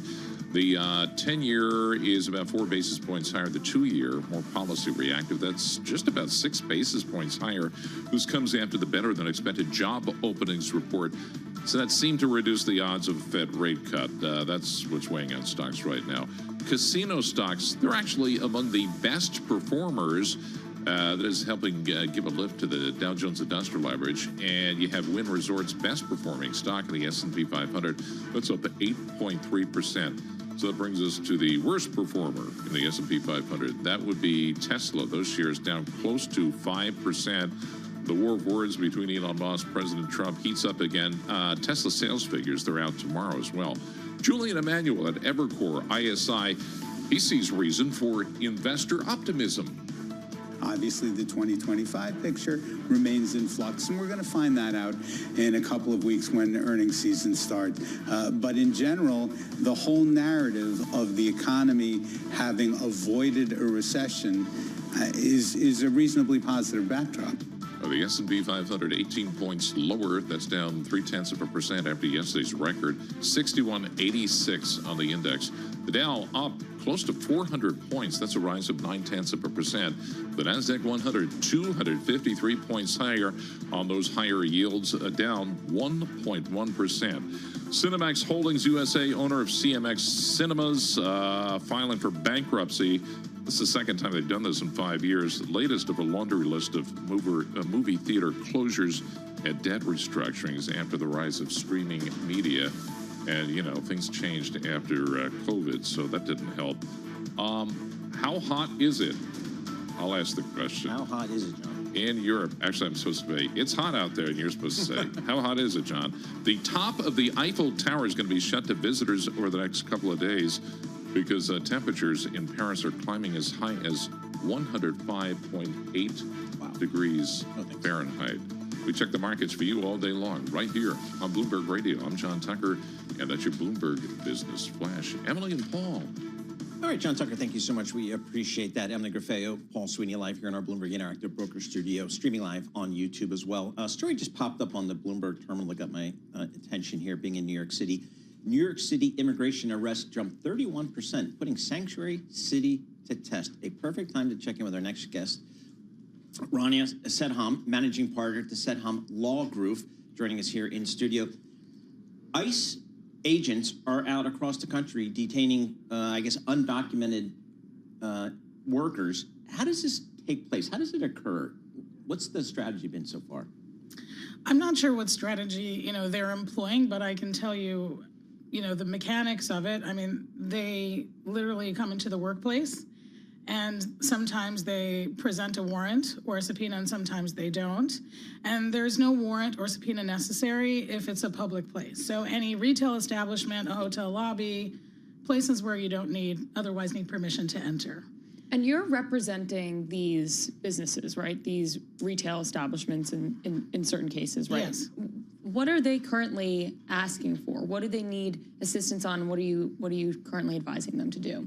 Well, they don't know what to do, right? A lot of times, whether or not an employee is documented, we won't talk about that, but whether or not they are, you develop a relationship with the individual and you feel badly and you want to protect them.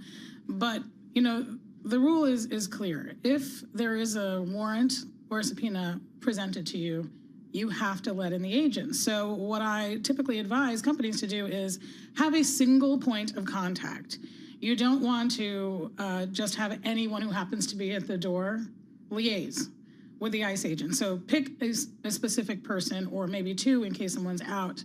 Call your attorney immediately, in that case me, but other attorneys as well, and check the warrant or the subpoena. Was it signed by a judge?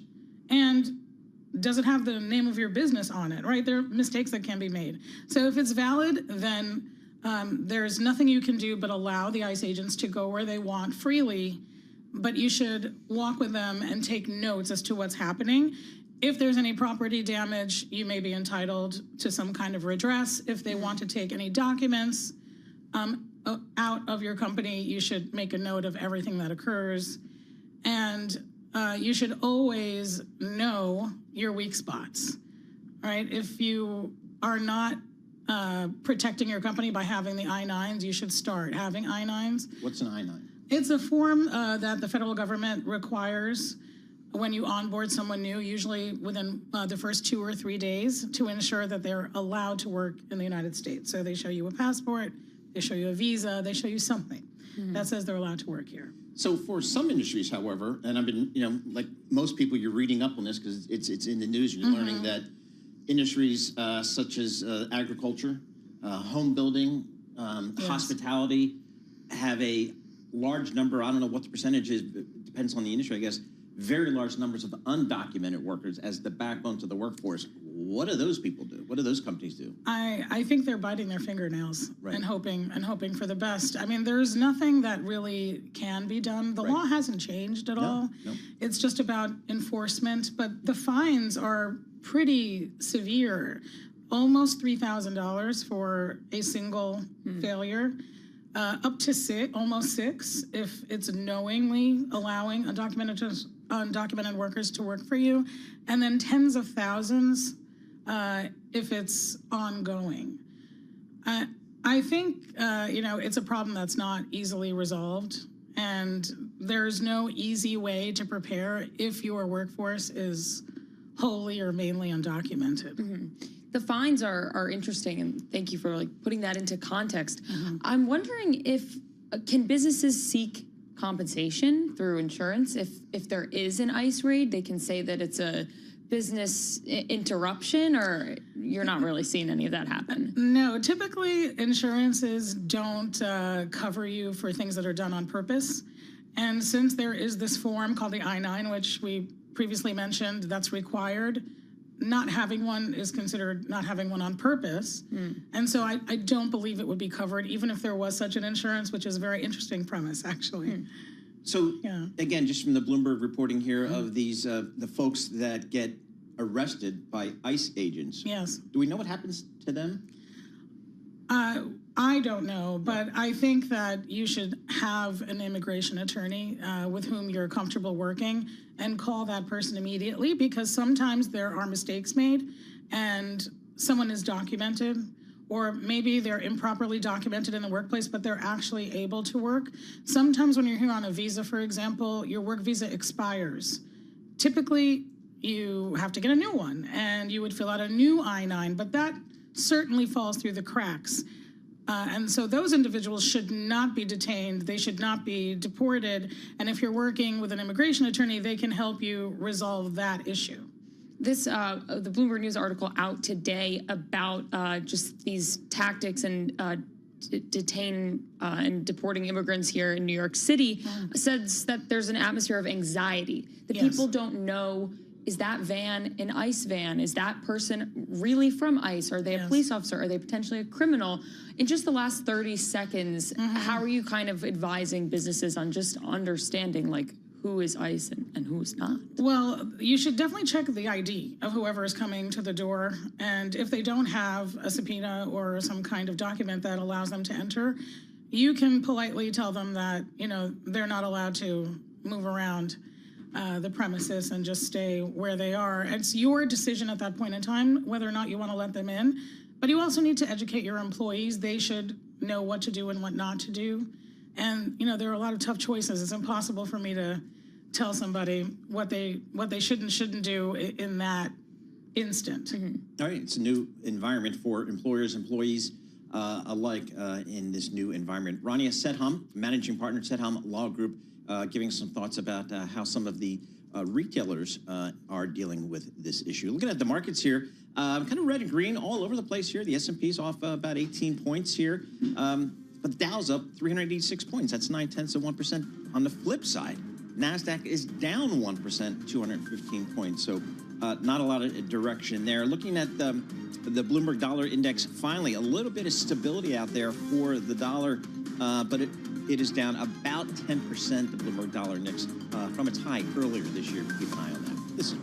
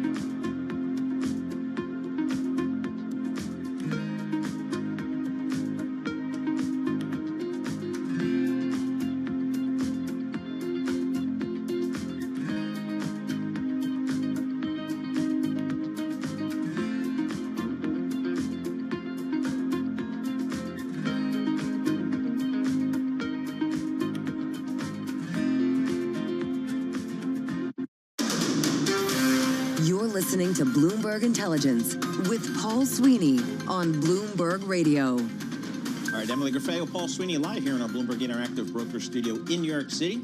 We're also streaming live on YouTube as well. The big take stories, you know we love them. These are the really interesting stories that a team of reporters will spend weeks on, really diving deep and getting some great news, well-sourced, really well-written, well-edited, and they're every single day. These are deep dive stories. Today is really fascinating. Talking about cybersecurity, and as it relates to the Treasury Department, apparently there's been some hacks there that are exposing a lot of data to some unsavory characters. Jordan Robertson joins us, cybersecurity reporter for Bloomberg News.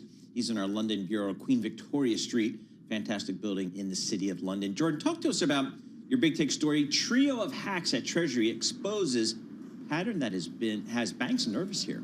What did you find? Yeah, Paul, thanks for having me. So, yeah, our Bloomberg Big Take investigation today is about a series of really impactful cybersecurity attacks at the U.S. Treasury Department. There was a major attack in 2020, major attack in December, a major attack that was disclosed earlier this year, which news that was broken by our some of our Bloomberg colleagues. And the question we set out to answer was, why does the U.S. Treasury Department keep getting hacked, and why does it keep getting hacked so badly? Every organization faces attempted hacking attacks. Many organizations experience successful hacking attacks. It's always about the depth, though, of the intrusion. How far did the hackers get, and what did they get where they wanted to go? And in each of these three attacks, the hackers got about as far deep into the organization as you could imagine. And what we set out to answer was, how is that happening? And one of the answers we came up with is that the Treasury Department is one agency, but with the cybersecurity of it is run effectively as a series of like a half dozen different countries almost. These are subdivisions of the Treasury Department that have their own cybersecurity budget allocated by Congress. They have their own cybersecurity management. They have essentially their own IT infrastructure. And so what that means is some of these divisions have really good security. Some of these divisions don't have such good security. And this is an organization that I think a lot of people focus on because of the financial aspect of what Treasury does. But it does so much more than that. It investigates sanctions. It investigates terrorist financing. It does so much more than just kind of collect tax revenue, and issue Treasury bonds. What does the reporting show about who's actually committing these hacks, and what exactly are the hacks on the Treasury? So these are primarily nation-state attacks. So these are foreign governments attacking the U.S. Treasury Department. Again, there's so many different types of cyber attacks that organizations face. A lot of them are very low level and kind of easily deflected. Increasingly nowadays, we're seeing criminal groups, ransomware groups, affecting, hijacking networks and disrupting networks that way. That's not what we're talking about here with Treasury. We're talking about espionage. We're talking about kind of large, long-range cyber espionage, where these are foreign government-backed actors whose purpose is spying on data. So in the latest breach, the Office of the Comptroller of the Currency, that's the regulator of America's national banks, had its email system hacked for almost 2 years. So for almost 2 years, a cyber attack group, which hasn't been identified yet, was conducting very advanced cyber espionage on the emails and the communications of America's national bank regulator. That's not supposed to happen. It led to this really extraordinary series of events where several of the biggest U.S. banks, J.P. Morgan, BNY Mellon, and others, temporarily paused their electronic sharing of data with their regulator as a result of this breach. That's really extraordinary, to have a regulated entity tell their regulator, your network is not safe enough for me to transmit data to. That was the incident that really compelled us to take a deeper look at this and try to figure out what's going on at Treasury. And I might add as well, this is at a time that Congress has allocated hundreds of millions of additional dollars to Treasury to enhance their cybersecurity. And they've spent that money. They have done things, but they have still not been effective fully in preventing these attacks. I noticed in your reporting, Jordan, there's been a lot of turnover or departures by senior cybersecurity people within the Treasury Department. Did that have any role in this, do we think? That's right. So another interesting aspect of the reporting is that, Treasury's senior-most cybersecurity officials, from the chief technology officer and the chief information officer and all of their deputies, there have been, more than a half dozen of these individuals who have left Treasury since the Trump administration took office. A lot of the attention with Elon Musk and the Doge group has been focused, understandably, on the layoffs. This is not a case of layoffs. This is primarily a case of buyouts. So when the Doge group, has offered buyouts to large numbers of government employees, what's happened at Treasury is almost all of the senior-most cybersecurity officials have taken the buyout. And what we've been told is that, in fact, some of those individuals may have even supported the Doge effort and the idea that, consolidating Treasury's IT infrastructure would help improve security. But all of those folks are gone. So the cybersecurity leadership at Treasury is almost entirely gone, at a time where it's facing kind of unprecedented levels of cyber attacks and successful cyber attacks. All right, Jordan, fascinating reporting with you and your team. Jordan Robertson, cybersecurity reporter for Bloomberg News, based in London. The big take story is trio of hacks at Treasury exposes pattern that has banks nervous. It's a big take. You can always find that on the Bloomberg terminal, or you can go to bloomberg.com/big takes. For our listeners in the U.S., a reminder, you can listen to us via satellite radio on Sirius XM channel 121. Access the world's only global audio business network, coast to coast, 24 hours a day. Stay with us. Your top stories and global business headlines are coming up right now in a market that is decidedly mixed. The S&P down 12 points, the Dow up 420 points, the NASDAQ down 200 points. We'll have continued coverage throughout the afternoon. This is Bloomberg.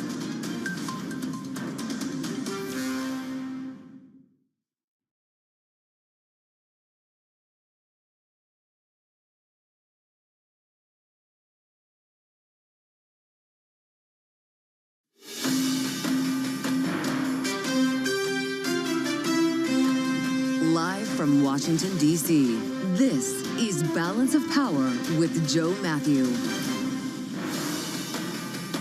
John Thune says he has the votes. Welcome to the Tuesday edition of Balance of Power as the Senate Majority Leader moves to a final up or down on President Trump's big, beautiful bill. This is about to happen. Your timing is impeccable. After an all-nighter vote-a-rama on Capitol Hill kept us up and saw the legislation change several times over.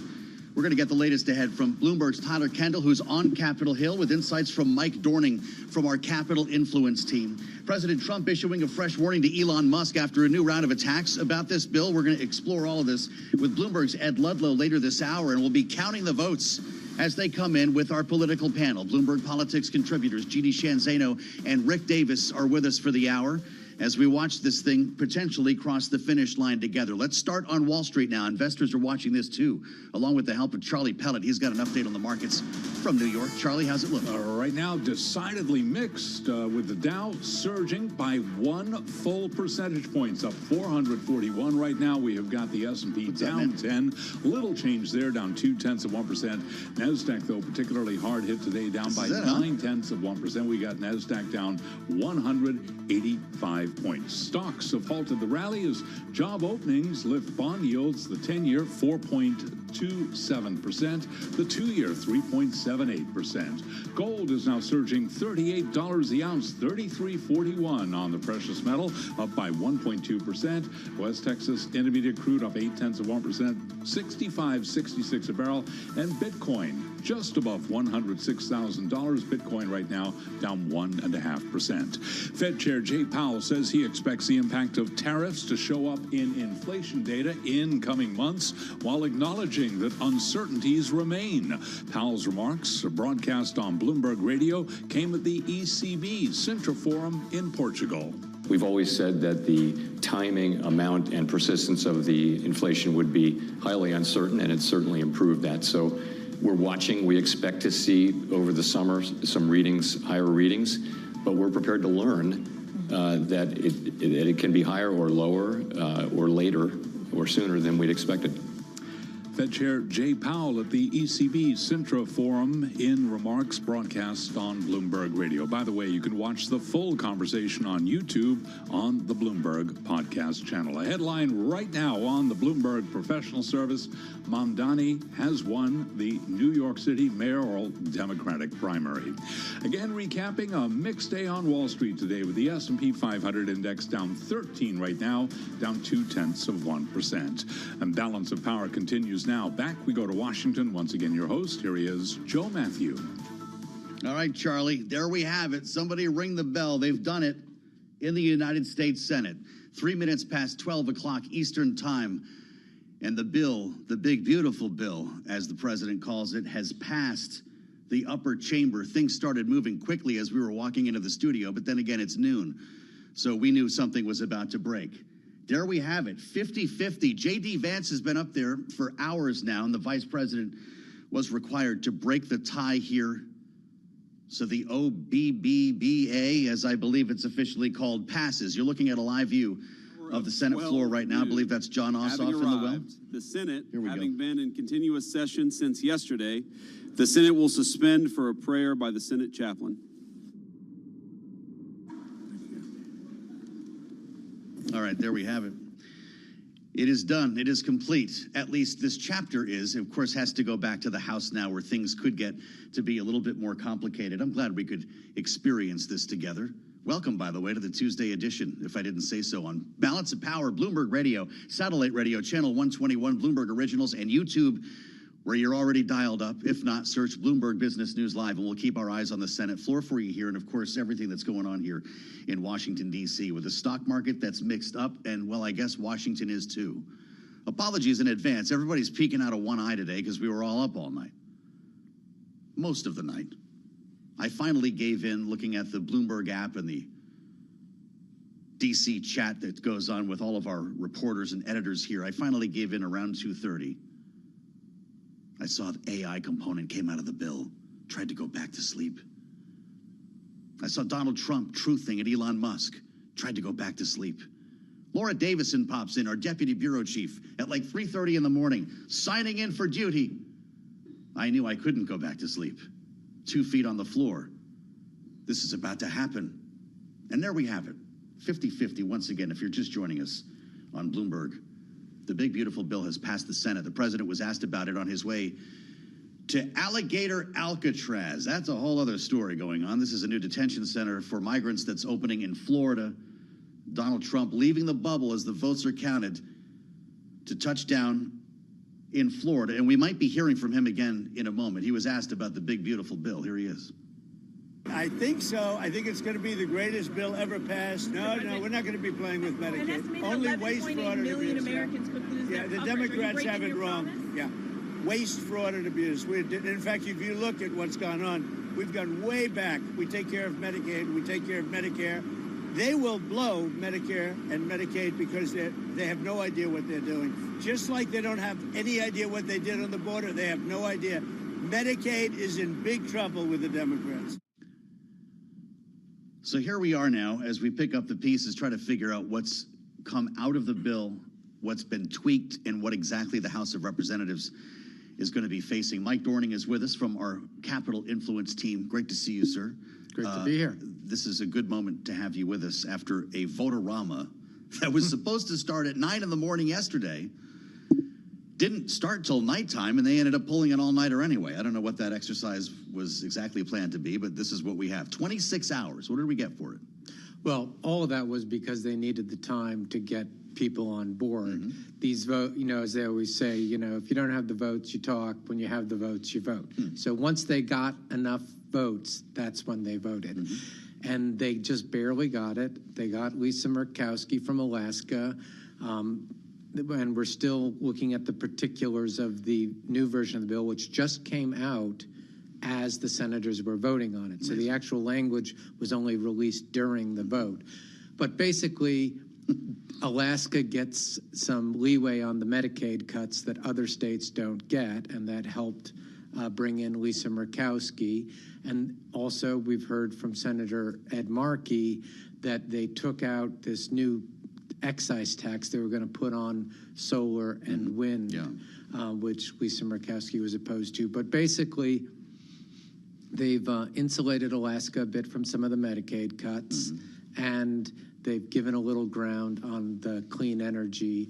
They were going to eliminate the clean energy tax breaks, and they gave a little ground on that. AI fell out of the bill. This is the Cruz amendment that would have regulated or prevented states from essentially regulating was going to be things. a ban on state regulation, initially for 10 years, and then he sort of bartered down to 5 years, but in the end, they just took it out. The Collins amendment to increase funding for rural hospitals. Interesting. They got the money for the hospitals, but the millionaire tax that was going to pay for it. Yeah, they didn't Not do in the the millionaire bill. tax. So that's going to make this even more expensive. It will, but the Senate version is a lot more expensive than the House version for various reasons. But interestingly, they had that amendment on the floor and it got voted down, but then they added it back in. People will be at the asking very questions end. about how that happened, right? There was some backroom dealing that took place. You know, you pay the price. I mean, and that's what Trump and Thune, they paid what they had to get the votes they needed and not one vote more. Okay, so how's this going to land in the House now? Because you've already got members of the Freedom Caucus saying that this is different than what we made a deal on, so we're already a no. How many votes can Mike Johnson lose, and is it possible they pass this in the next 24 hours? It's possible because even though from the Freedom Caucus standpoint, it's worse than it was before in terms of, you know, the extra debt that the country takes on, but there are deeper spending cuts for Medicaid than there were in the House. So from the Freedom Caucus standpoint, that's a plus. If you're a swing state moderate, that might be a minus. And also they're going to lose one guy probably that had voted for it before, Nick LaLotta from Long Island, because he said the salt deal wasn't good enough. But that said, you can bet that Donald Trump and those Republican House leaders are going to be twisting arms, breaking legs, whatever they have to do to get this done. And they'll be making promises about stuff that'll happen in the future, saying, hey, we're going to like do this, we'll do that down the road for you. And they will really ratchet up the pressure because they want to get this done by July 4th. Not that it matters. You don't really need to get this done by July 4th. But it looks like they might. Yeah, and that's the thing. If you're a new president and your party is in control of Congress, you never have more power than you do coming in. And right now, Donald Trump won a bunch of victories in the Supreme Court. It's this moment to ratchet up the leverage and get it done. There's never going to be a time when he's more powerful than right now. Well, I'll tell you what, we've made contact with Bloomberg's Tyler Kendall, who's up on Capitol Hill right now. Now that this has in fact passed the Senate, 50-50 until Vice President J.D. Vance weighed in the corridors of the Capitol, the halls of power. We turn to Bloomberg's Tyler Kendall right now. What's going on, Tyler, and what's the feeling now that this passed? Yeah, hey, Joe. Well, I think there's a sense of relief up here on Capitol Hill. We're hearing that the senators are starting to trickle out of that room, albeit slowly, though, considering that this was a more than 27-hour vote-a-rama, set all different types of records, including the most amendments ever introduced during one of these voting sprees. And I just wanted to point out the senators that did end up voting for this. Of course, we know who didn't: Tom Tillis, Susan Collins, Rand Paul. But it's interesting to see that most of those fiscal hawks ended up getting on board with this plan. Now, the last-minute developments, as you were just talking about with Bloomberg's Mike Dorning, include cutting this controversial tax when it comes to solar and wind energy projects, also revising a food aid carve-out for Alaska. And I bring that up because, of course, that got Senator Lisa Murkowski on board. And it was interesting because one of our reporters caught up with Rand Paul after the vote, who said in the end, they added more subsidies to the bill for Alaska to get Murkowski's vote. Of course, he didn't vote for this because he wanted to see more spending cuts, also wouldn't vote for anything that lifts the debt ceiling in such a significant way. But that brings me to the next point, which is that when it does come to those fiscal hawks, perhaps this bill could face a little bit more pressure when it gets to the House chamber. We are expecting a critical vote vote in the Rules Committee later on today. It is expected to pass. But, Joe, what we're really watching for is how the debate is going to unfold once this bill gets to the full House floor, whether or not those House Freedom Caucus members really dig in their feet for more substantial changes. Yeah, this is fascinating. That Rules Committee hearing ought to be a doozy. Tyler, just procedurally here, it sounds like the Senate did jam the House. They cannot make any changes on this bill or it has to go back, right? So it's a take it or leave it situation.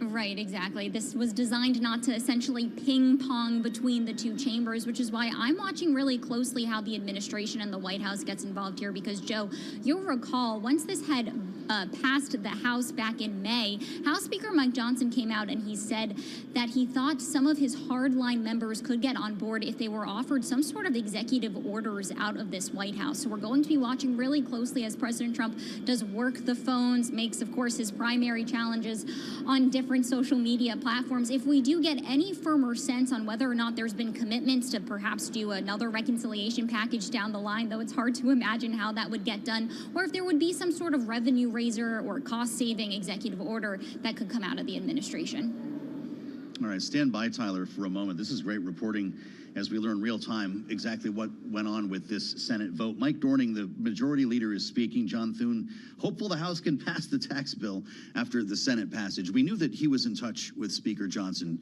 Or do we assume this is going to pass? Or do we have a problem in the House?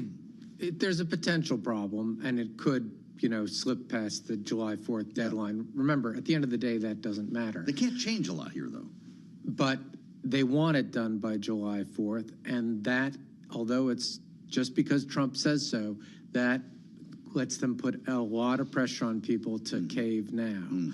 And I think that they will put that pressure on, make those promises like Tyler was talking about, to get them on board now. They're on the cusp of the legislative centerpiece for Trump's agenda. He just wants to get this done while it can get done. Don't wait. That's the old thing in Washington. When you can get it done, get it done. Right. Don't wait. I want to just also remind everybody that this is not, you're seeing on your screen, you're hearing us talk about this passing the Senate. This is only the next leg in the process. This is going to go to a House vote that we're talking about here with Mike Dorning that would be final passage. Then the president presumably signs this on the 4th of July. Do we have a sense of what went on with the idea of a wraparound amendment? There was going to be a final vote that brought this back closer to the House. Did that happen, or did he decide not to pursue it? There was a wraparound amendment. It didn't bring it back that much closer to the House, but that's where some of those tweaks, like taking out that excise tax on solar and wind, the fix on the food aid so that Alaska's food aid doesn't get cut as much as some other places. Things like that all happened in that wraparound amendment, which we were just getting as they were voting on it. So trying to report out what's really in there is still going on. I'd love to go back to Tyler Kendall, if Tyler's standing by here, with the idea of next steps. Tyler, have House members already been told to get back to town? They are technically on recess here, right? Yeah, I believe they have been, actually, because one of our colleagues caught up with Chip Roy. I'm trying to find it in our chat here, but he did appear to gaggle with some reporters on the House side. He said he doesn't have a bill yet, so he can't give full comment on exactly what he's going to be against, but he did point to concerns about the buyouts of Alaskans, he said, apparently taking issue with the provision that ultimately helped to get Lisa Murkowski on board. We are watching those more vocal members, particularly when it does come to the likes of Chip Roy, also Ralph Norman. Of course, one whose vote we're not expecting to be swayed, Joe, is Thomas Massie, who has really come into the limelight in really recent days, considering that President Trump had officially, his political arm had officially launched a super PAC into primarying him. But then we got the headline out of Elon Musk last night that he does intend to throw some campaign funding behind Thomas Massie, as it appears that debate has really put Republicans here on Capitol Hill between President Trump and the largest U.S. political donor of the 2024 cycle, who gave more than $290 million to both the White House but also those down-ballot races. Yeah, this feud has lit up again. We're going to talk to Ed Ludlow about that in a bit. We just got a statement from the Speaker of the House. Mike Johnson says the House will work quickly to pass the One Big Beautiful Bill enacting President Trump's Full America First agenda by the 4th of July. referring to the American people, giving a clear mandate after 4 years of what he calls Democrat failure. What do you think the president does this while the fireworks are going off in Washington? Or he could time the fireworks right after he signs it. Press the button. They had told the Senate Republicans to be back tomorrow, so they're going to start work on it tomorrow. So House Republicans will be on the floor tomorrow. Tomorrow, and the Rules Committee's meeting this afternoon. Gotta love having Mike Dorning and Tyler Kendall in the clutch. Thank you so much, Mike, from our Capital Influence team. The bill has passed the Senate. Now it goes back to the House. Stay with us on Bloomberg.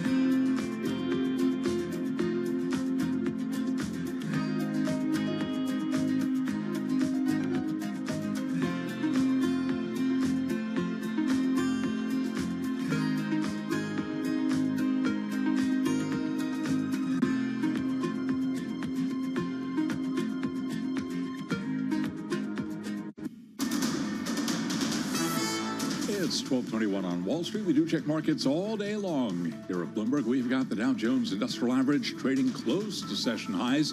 What a rally there, up 450 points right now. First trading day of the second half of the year. That is a gain of 1% on the Dow. S&P, though, in the red. A rally that drove stocks to records, losing steam. Bond yields rising right now. The S&P down 9, drop there of 0.1%. And NASDAQ down 165, lower by 0.8%. The Bloomberg Mag 7 index hit hard, down 1.7%. The 10-year, 4.26%. The 2-year right now, 3.77%. Gold now surging $36 the ounce, up 1.1%, $33.39 on the precious metal. And West Texas Intermediate crude, $65.66 a barrel, up 0.8%. Hershey says it will remove synthetic dyes from its snacks by the end of 2027, the latest in a string of major food companies that have announced similar moves.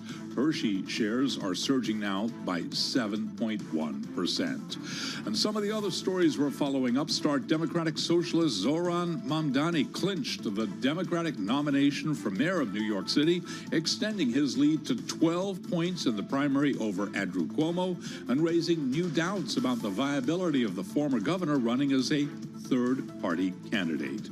According to the latest numbers from the City Board of Elections, the ranked choice tabulations show Mamdani with a 56% of the vote after lower-ranking candidates were eliminated. Recapping, stocks are declining. S&P down 0.1%. The Dow, however, up by 1%. For on-demand news 24 hours a day, subscribe to Bloomberg News Now wherever you get your podcasts. And Balance of Power continues right now. Back we go to Washington. Once again, your host, here he is, Joe Matthew. All right, Charlie. Good to see Charlie Pellet as ever, and we'll be back with another update on the markets shortly here as we talk politics on Balance of Power. Live from Washington, thanks for joining us on the Tuesday edition. If you're just coming along, we have big news. The Senate passed the bill. It happened right after high noon, 12:03 p.m. Washington time, 50-50, the tiebreaker, courtesy J.D. Vance, who made his way to the Hill earlier today. So a little bit of change took place in the Votorama over the course of the night. They did pull an all-nighter, a 26-hour-long affair. They got in there at 9 o'clock in the morning yesterday when we did our late edition of Balance of Power last evening, live from the U.S. Senate. They hadn't even started the Votorama yet.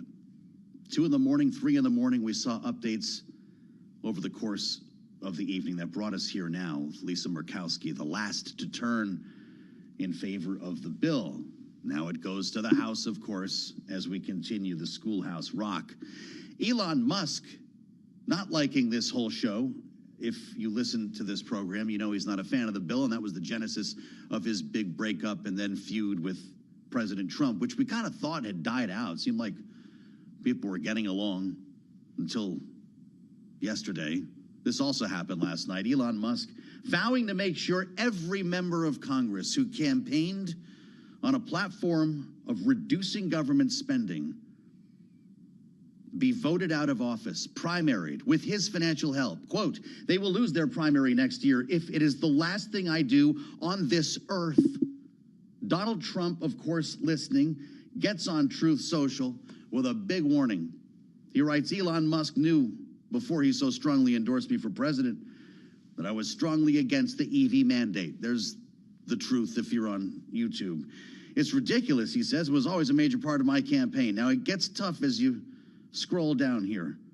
Elon may get more subsidy than any human being in history by far. And without subsidies, he writes, Elon would probably have to close up shop and head back to South Africa. No more rocket launches, satellites, or electric car production.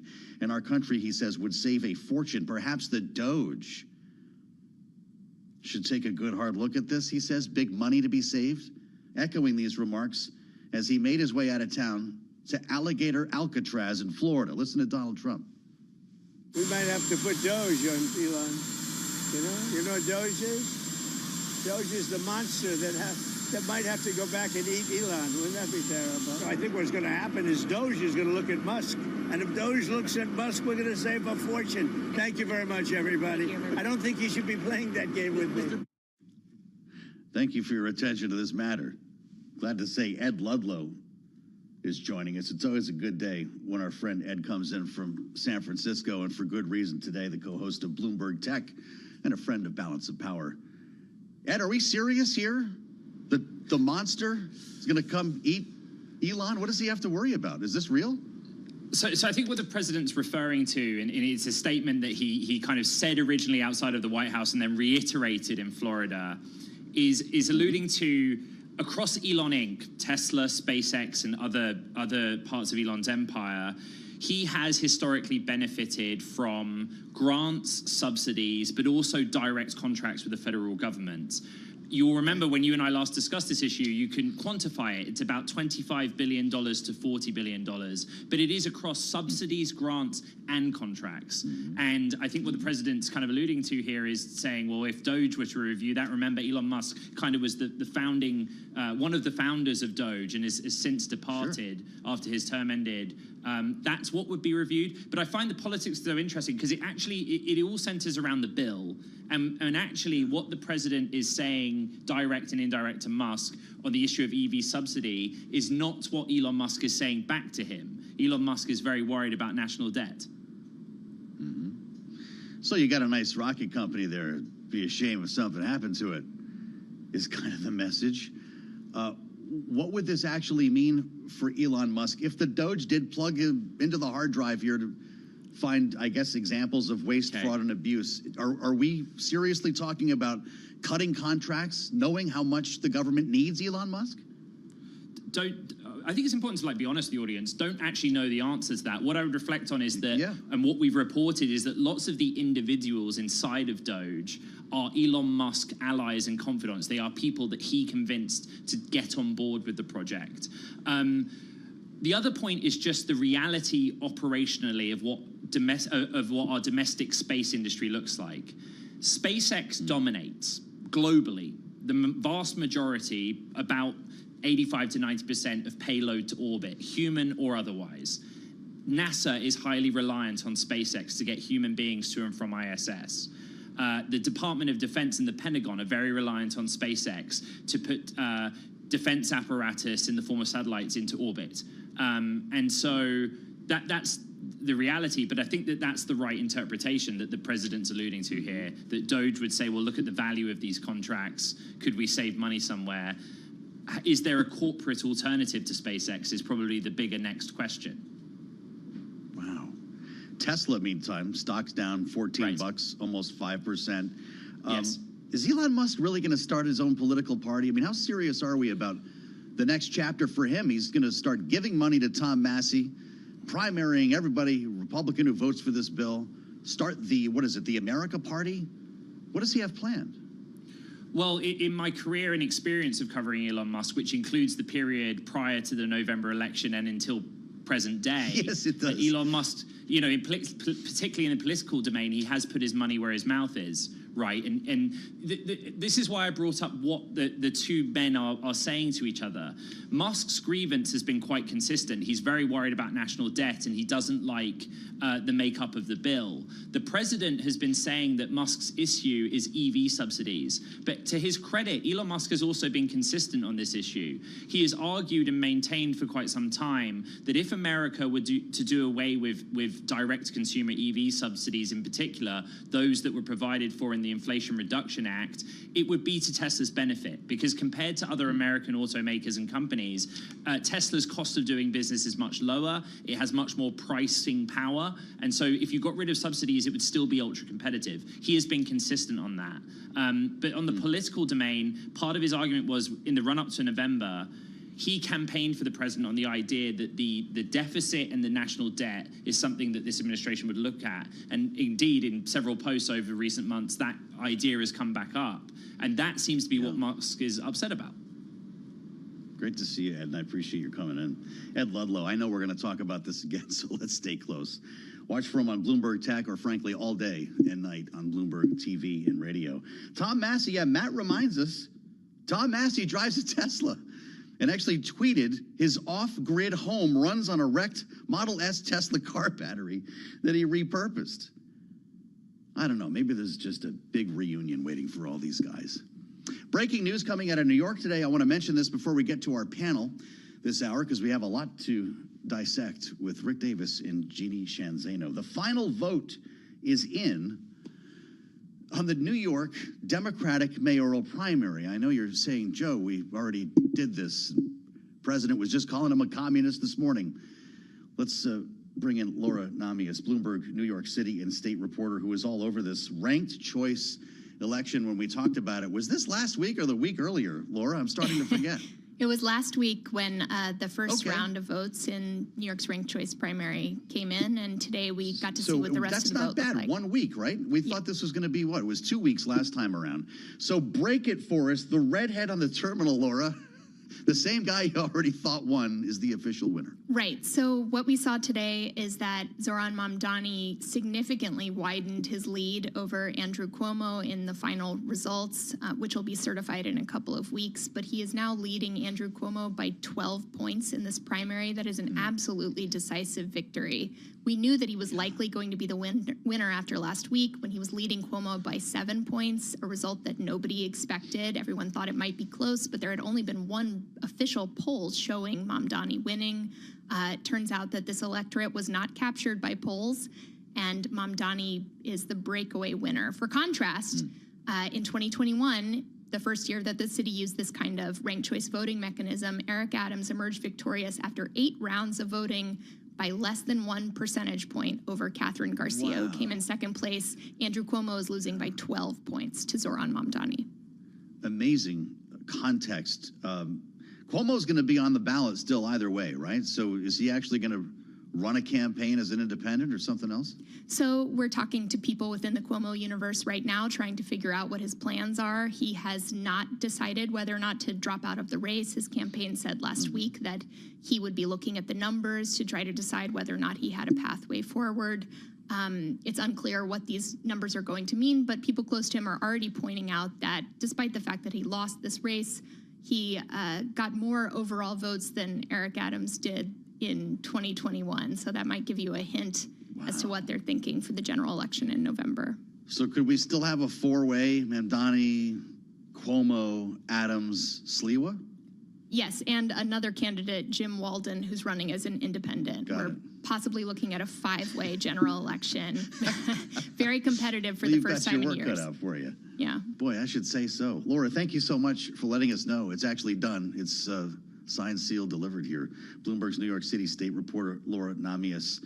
Yes, Mamdani wins the Democratic primary.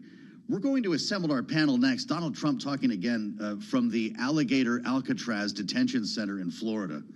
We'll talk about how they came up with that, by the way. You know, they're selling Alligator Alcatraz merch. I can't even get Bloomberg merch, but I'm willing to pay for it. Donald Trump says he thinks the bill will pass more easily in the House. We'll see about that. We're going to take Rick Davis's and Jeannie Shanzano's temperature on this. Bloomberg Politics contributors coming up next. We'll assemble our political panel straight ahead, right here on Bloomberg.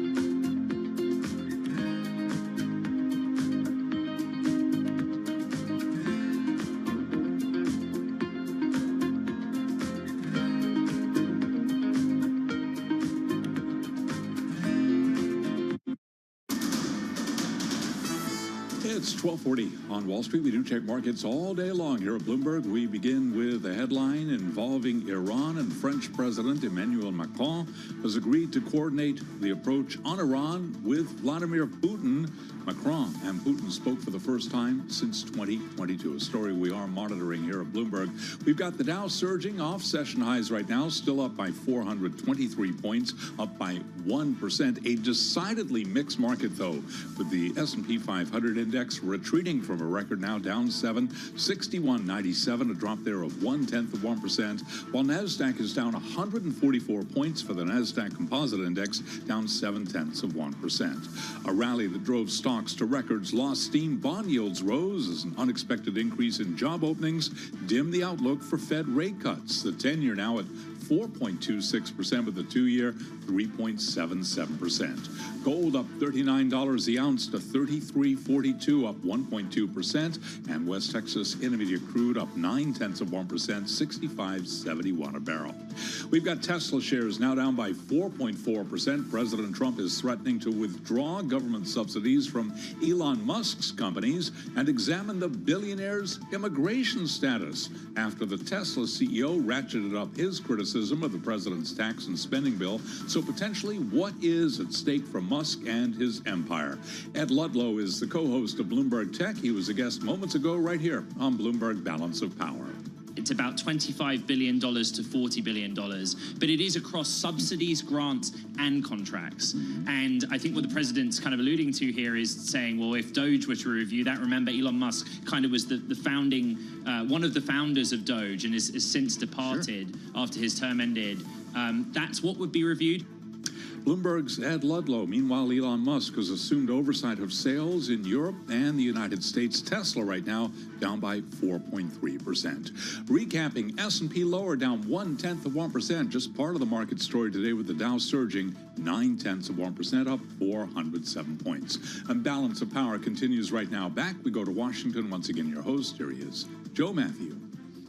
Okay, Charlie, thanks so much. Watching Wall Street for us here on Balance of Power, live from Washington, where we have just heard from the majority whip in the House. Yeah, Tom Emmer says there will be a vote tomorrow in the House, following passage today in the Senate. If you're just joining us, they got it done in the upper chamber. I'm guessing no one has slept yet. Remember the vote-a-rama started 9 o'clock yesterday morning? It didn't really. They ended up tooling around with procedural votes all day into the evening when the vote-a-rama actually began. And just after 12 noon, on this vote, we got a tally on this vote. 50. The nays are 50. The Senate being evenly divided, the Vice President votes in the affirmative. The bill as amended is passed. That's the Vice President. J.D. Vance was required to make it happen with a 50-50 vote here, and the tiebreaker. If you're with us on YouTube, you see some very sleepy people milling around. And so there we have it. The big, beautiful bill, or at least the version it took over the course of last evening, has now passed the Senate, and it goes back to the House in a slightly different form. And there are a lot of concerns about exactly how this is going to work. If you ask members of the House Freedom Caucus, they're deeply worried about this. It cuts $1.5 trillion in exchange for $4.5 trillion in tax cuts, which is $500 billion short of the savings that some of the fiscal hawks said they needed to see to get to a yes. But now again, Tom Emmer says we're going for it tomorrow. The next 24 hours are going to be critical if they want to meet the president's July 4th deadline. And I think that Rick and Jeannie will both tell you that doesn't need to happen. But the optics here are important for this president. And so we should assemble our political panel. With us the day after, Bloomberg Politics contributors Jeannie Shanzano and Rick Davis. Jeannie is Senior Democracy Fellow with the Center for the Study of the Presidency and Congress. Rick is partner at Stone Court Capital, our Republican strategist. And so I'll start with you, Rick. John Thune got it done. What does it say about the leader and the way this all played out in the last 24 hours? Yeah, there were a lot of doubters last night at about 2 o'clock in the morning, as you were watching, it sounds like, from your living room, as to whether or not they could get that one extra vote. I mean, it was really a battle of deals that Thune was trying to articulate between Susan Collins and Lisa Murkowski. Turns out Lisa got a better deal. Susan didn't. She voted against it because she feels like she's going to lose 5 hospitals in her state. And Murkowski got the SNAP provisions she wanted and wound up in. But it was a horse trade, and then nobody really knew for sure until this morning whether or not that deal with Murkowski was going to stick. So no profiles encouraged by these Republicans who thought that the $1 trillion in Medicaid cuts were going to be a problem. So we'll see. Now they move on to the House. House will pass this, and they're going to have to campaign on this in a year from now in midterms. It'll be interesting to see how the public reacts. That's right. A lot of folks referred to Tom Tillis actually as a profile encouraged. Of course, he did vote no, and it will mean the end of his Senate career. Jeannie, we just heard from Maya McGinnis at the Committee for a Responsible Federal Budget. She's going to be with us on the late edition of Balance of Power. Her note with the headline, Senate jumps off a budget cliff on reconciliation. Is that how you see it? It absolutely is. You know, as Rick just described, we were waiting all night to see if Lisa Murkowski could get bought off by a carve-out for Alaska, which she got, and the other 48 states, because Hawaii goes with Alaska as non-contiguous, will have to pay for these Medicaid cuts. So you've got, 17, 18 million people losing health care. You've got, as Maya's talking about, an enormous addition to debt and deficit. And this is all to pay for tax cuts that skew to the very wealthy. And so this is absolutely a perilous moment for the health of the nation. It's a perilous moment for the financial well-being of the nation. And GOP members know that. They are absolutely aware of this, but the pull of MAGA, the pull of Trumpism has won out in the Senate, and it's likely to win out again in the House, because as much as the House Freedom Caucus likes to cry foul, they seem to go along. And so you've got to give it to Donald Trump. He's been able to pull out, at least in the Senate now, an enormous victory. And so that is a huge deal for him, and we have to wait and see where it goes in the House. But all bets are this thing gets through either, before July 4th or in the next few hours afterwards. We all remember the Cornhusker kickback, right? Ben Nelson back in the Obamacare debate. Rick, you were working in the Senate back then. How would you catalog this effort when it comes to backroom deals that Americans wake up and say, well, what happened? And who voted on it? Yeah, we're a long way from those fiscal days of, trying to put pressure on people not to do these carve-outs. Pork barrel is back. And that's exactly, look, you always had to cut deals in the Senate and the House to get votes, right? That's as long as there's been those chambers, there have been those deals. I would say that this is the first time I can recall so many people having a different version of the facts to work from. This idea that you can call expiring tax cuts somehow policy and not have it graded against you as you factor for the deficits is nuts, because the deficits are the deficits.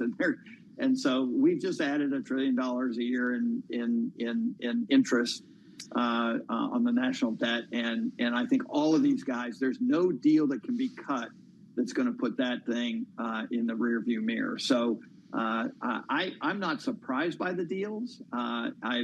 It's obvious they had to get them because the underlying bill wasn't what they wanted.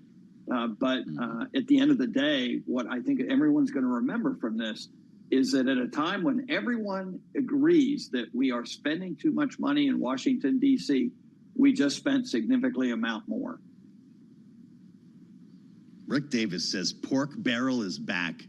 Jeannie, that's something to say in the middle of this conversation when this was supposed to be an effort to cut government spending. You know what Elon Musk says? If it's the last thing he ever does on this earth, he says, he'll be helping to pay for the primary challenges against Republicans who voted for this bill. Before we get that far, though, we've got to go to the House, and there's no guarantee this is going to pass tomorrow, is there? There's no guarantee. It is likely that they are able to keep this bill on track and pass it. We don't know when. You just look at recent history. Every time somebody like Chip Roy has gone out very passionately and spoken out against a bill, he has caved. And, what's astonishing to me is I was rereading Josh Hawley's op-ed in the New York Times. What was it? We talked about it a couple months ago, saying these Medicaid provisions would destroy the party. And yet somehow he found his way to vote yes. And that's what seems to have happened in all of these cases. And another really astonishing part of where we are today, you go back to George Washington telling Thomas Jefferson, the Senate cools the House. We've talked about that repeatedly. That didn't happen here. The Senate heated things up, making it harder for Mike Johnson as he takes this bill back, right? I don't know what happened to George Washington's cooler Senate, but it's no longer cooler, Joe. It is hotter, and it's sending over a hotter bill. And yet, in all likelihood, this thing goes through because Donald Trump is going to be working these phones and his social media feed and twisting these arms to keep people besides Tom Massey in check. Well, that's really interesting the way you put that, Jeannie. Rick, maybe not so much the saucer that cools the tea in this case. What's going to happen in the House? Does Tom Emmer think he has the votes? Because there has been a pattern of bringing bills to the floor that fail.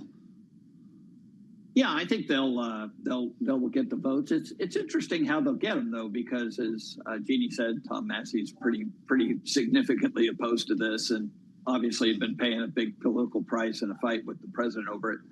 Nick LaLota, Jeannie's neighbor in New York, is saying to everybody who listened to him that the SALT provisions weren't good enough for him, and he's going to vote against it. But of course, we heard that from all the SALT members until they decided to change their mind without really getting much. So I think that leadership will get what they want. And again, Speaker Johnson deserves credit.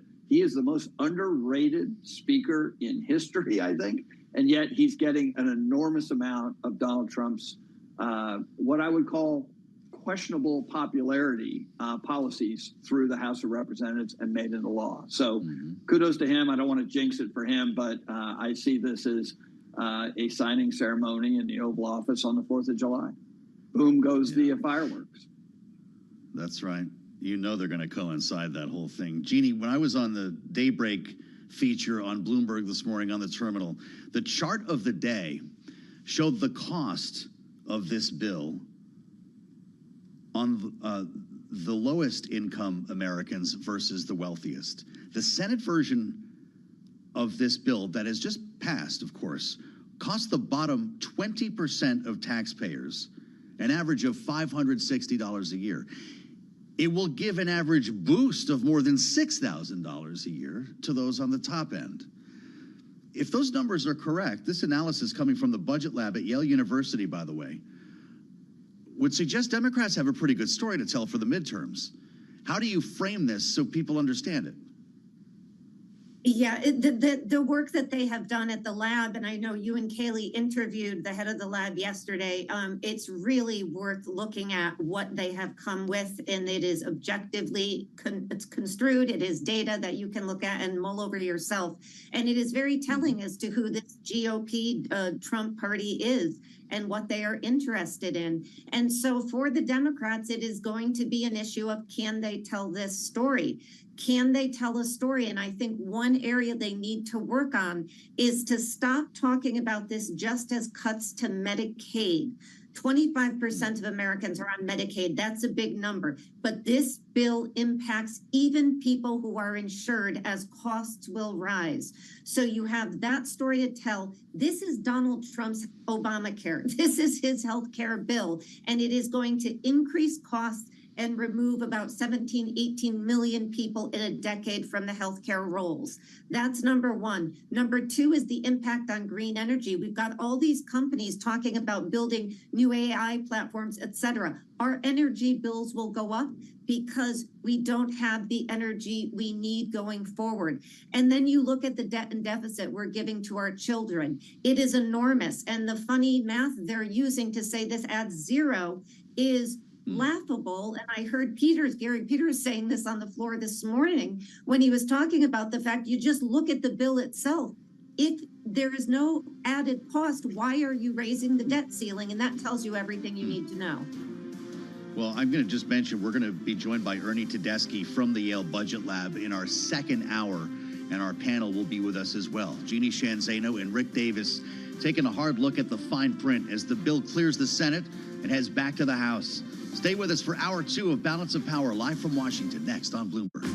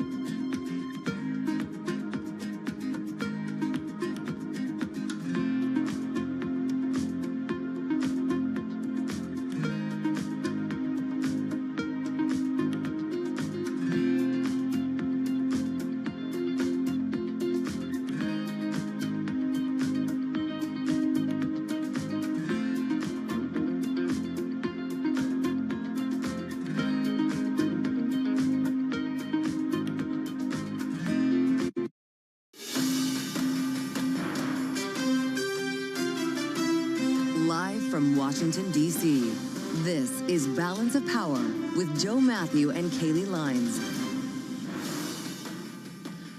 The bill passed the Senate after 26 hours of votes. Welcome to the Tuesday edition of Balance of Power, as the president's big, beautiful bill clears the upper chamber here with a tie-breaking vote from Vice President J.D. Vance. I'm Joe Matthew alongside Kaylee Lines in Washington. We thank you for joining us. Kaylee, this bill now goes to the House.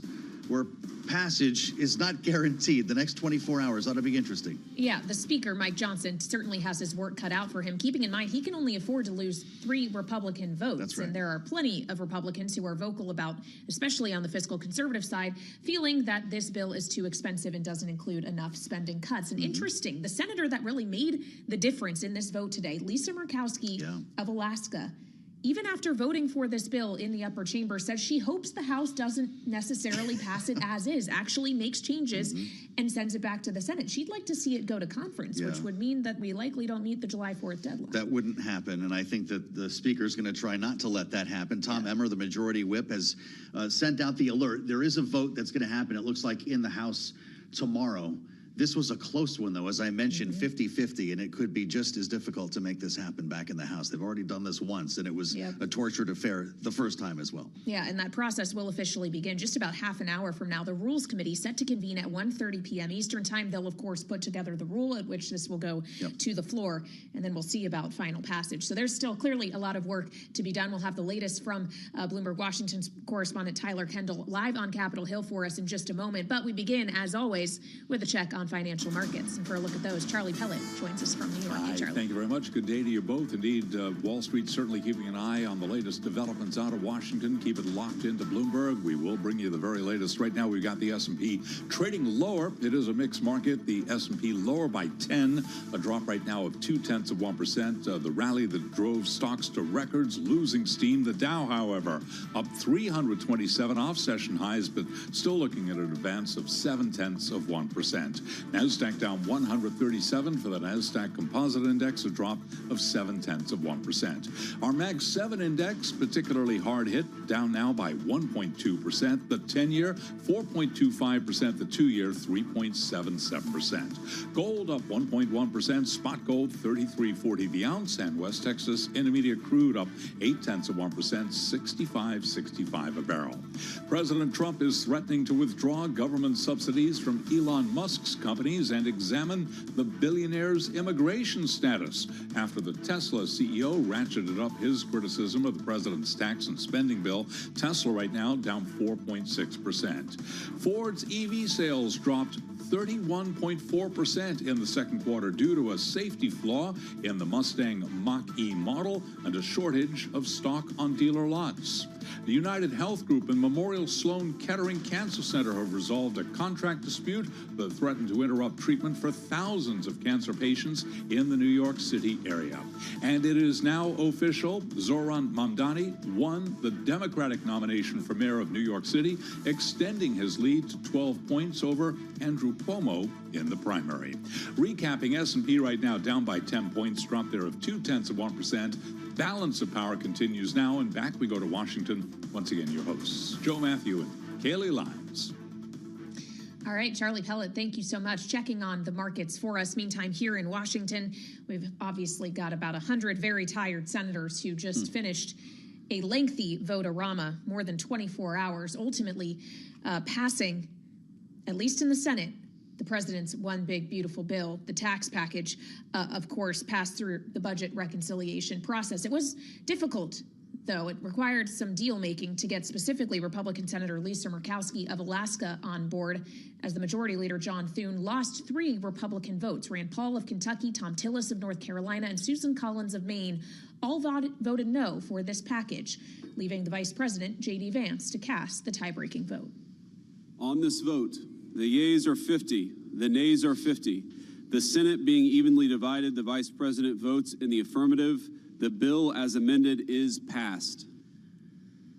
There you have it. Having spent a few hours in the Capitol before he had the occasion, J.D. Vance on Twitter, massive tax cuts, especially no tax on tips and overtime, he writes, and most importantly, big money for border security. He calls it a big win for the American people.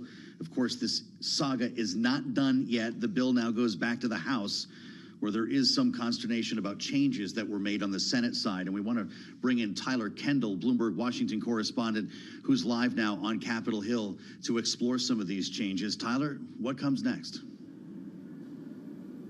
Yeah, hey, Joe. Well, we are expecting the House Rules Committee to take this up. It will likely advance out of that, but then it advances to a full vote on the House floor, and that's where we could run into a little bit of difficulty. Now, keep in mind, this bill was designed not to be tweaked. It's not supposed to ping pong between the different chambers, but some of these more fiscal hawks, these members of the House Freedom Caucus, could potentially threaten to sink it, which would essentially mean it goes back to conference and the Senate has to get involved all over again. And it was actually interesting to hear from Senator Lisa Murkowski, who ended up voting in favor of this package, saying that she would welcome that if the House kicked it back over to the Senate with changes. Because at the end of the day, there is pretty broad support about those key pillars of the package that you mentioned when it comes to immigration priorities, defense priorities, of course, extending the 2017 tax cuts. But where these Republicans really were divided, particularly on the Senate side, was those changes to the spending cuts. And we even saw that in the 3 members that ended up dissenting and voting no on this bill. You had members like Senator Tom Tillis, who basically staked not running for re-election on his no vote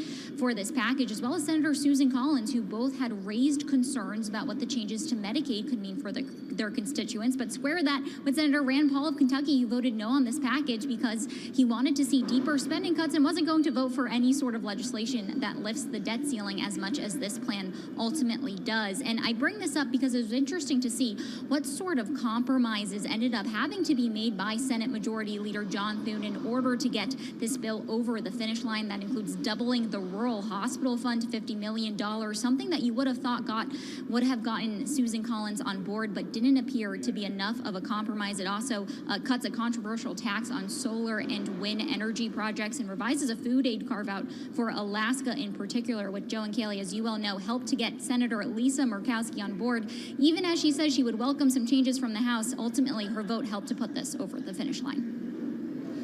Well, when we consider the political calculations that House lawmakers will now be considering as they decide whether or not to vote for this package, Tyler, how would a threat from Elon Musk to fund primary challenges to any incumbent who vote to impact the deficit this much factor in? Is he a voice at all that anyone is listening to, let alone President Trump himself? Well, considering that he was the largest U.S. political donor in the 2024 campaign cycle, not just to the White House, but also to those down ballot races to a tune of more than $290 million, according to FEC filings, I think it probably does hold a little bit of weight around here on Capitol Hill. But as you're describing, it really does put some Republicans in a tough spot if they are between President Trump and Elon Musk, because Elon Musk has threatened to primary anyone that does support the legislation, in particular when it comes to rolling back those electric vehicle tax credits. And I'll give both of you a prime example that I know you're closely watching, which is Thomas Massey in the House, a Republican from Kentucky. We're not expecting him to change his vote when it comes to the House package. He's going to vote no. President Trump has already put some muscle, already put some money behind funding a primary challenger against him with a super PAC. But then we had Elon Musk, Joe and Kaylee, yesterday in a post on X confirming that he intends to donate to Thomas Massey's campaign in order to give him a little bit of a funding boost against President Trump's operation. Yep, and of course, President Trump now potentially suggesting having DOJ take a look at Elon Musk's companies and maybe even looking at deporting Elon Musk, though he's a U.S. citizen. We'll have more on that later in the show. Bloomberg's Tyler Kendall live from Capitol Hill for us. Thank you so much. And we want to add another voice to the conversation now, someone who has had deep experience on the Hill as a former 7-term congressman from Pennsylvania. Former Republican Congressman Charlie Dent is with us. He is now executive director of the Aspen Institute Congressional Program.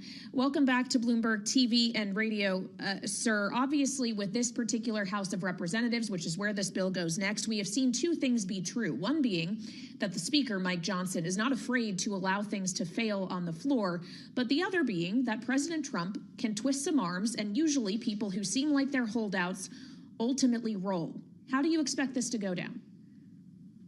No doubt there will be a heavy whip operation. I'm sure the president will try to bully and threaten some members to voting for the Senate passed package. But those threats tend to work better with Republican members in very safe seats. I expect those folks in the safe seats who are making some noise right now will melt under the pressure from the president. The bigger question is the Medicaid changes that are of concern to many of the more swing district or more moderate members. Their problem is not going to be a Republican primary. Their problem is going to be potentially losing to Democrats in the fall. And so those are the folks I think they ought to pay close attention to. these Medicaid changes, that the Senate went further than the House did on the Medicaid changes, and many House Republicans drew a pretty clear line in the sand on that issue. So I'm anxious to see how they navigate Medicaid. I could see this bill being changed once again and going back to the Senate. You certainly have fiscal hawks on the right who are screaming about this, but again, they're more likely to be pressured by the president successfully. But it's these more moderate members. Don Bacon, he could be a no vote. He's not running again. Tom Massey is an immovable object. He won't move. And I don't think the Republicans can lose more than, I think they could lose maybe one more vote, and that's it. And so I'm anxious to see how they do this whip operation. Well, it's really interesting to hear you speak about this, Congressman, and welcome back. You seized immediately on the issue of Medicaid. Donald Trump knows what an issue this is. He talked about it on his way to the Alligator Alcatraz Detention Center in Florida earlier today. Listen to how Donald Trump put it. I think so. I think it's going to be the greatest bill ever passed. No, we're not going to be playing with Medicaid. Only waste, fraud, and abuse. Americans could lose the Democrats have it wrong. Yeah. Waste, fraud, and abuse. In fact, if you look at what's gone on, we've gone way back. We take care of Medicaid. We take care of Medicare. They will blow Medicare and Medicaid because they have no idea what they're doing. Just like they don't have any idea what they did on the border, they have no idea. Medicaid is in big trouble with the Democrats. Charlie Den, you hear the Republican talking points on this, beginning with the president. Waste, fraud, abuse. No one's losing their coverage is what we've been hearing, unless they deserve to, unless they're an able-bodied adult who should be at work. Are the American people buying that argument?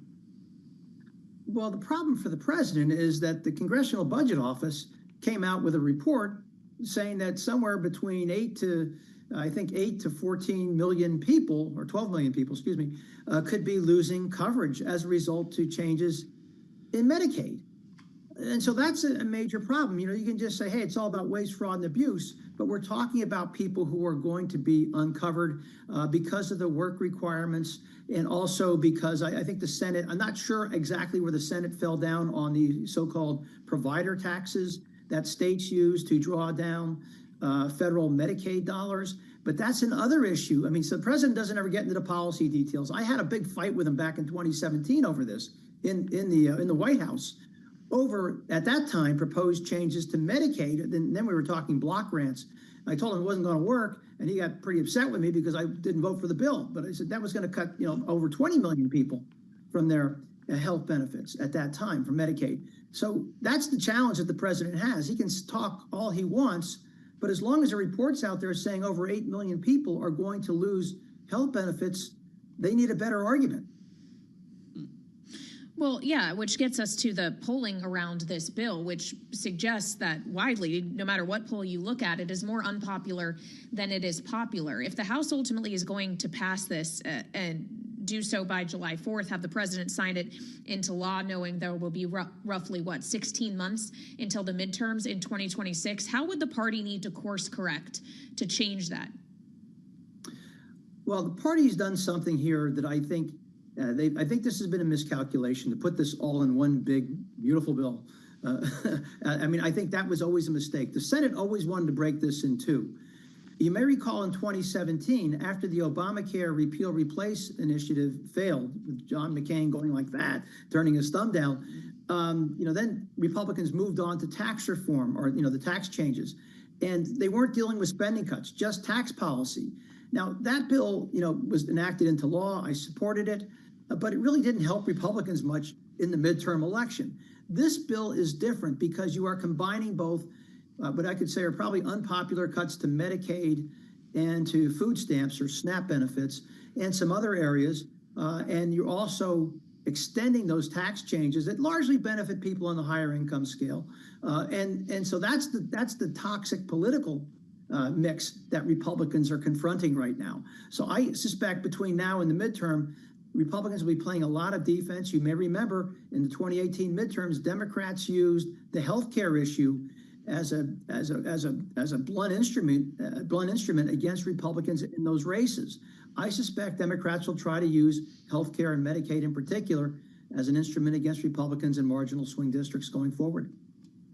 Well, so where are you on the next 24 hours here, Congressman? You seem to think that the House needs to make changes. It goes back to the Senate. That means we miss the 4th of July deadline. Does Tom Emmer not have the votes as he sends out the notice for lawmakers to report? Well, I bet today he does not have the votes. That does not mean he will not have the votes by July 4th. But there are, I mean, look, I think there are over a dozen members, House members, who've expressed some pretty strong opposition to this bill. As I said previously, I suspect those on the far right who are concerned about deficits, they will melt under pressure from the president. We've heard this before. They'll yell, they'll scream, they'll bang the shoe on the table.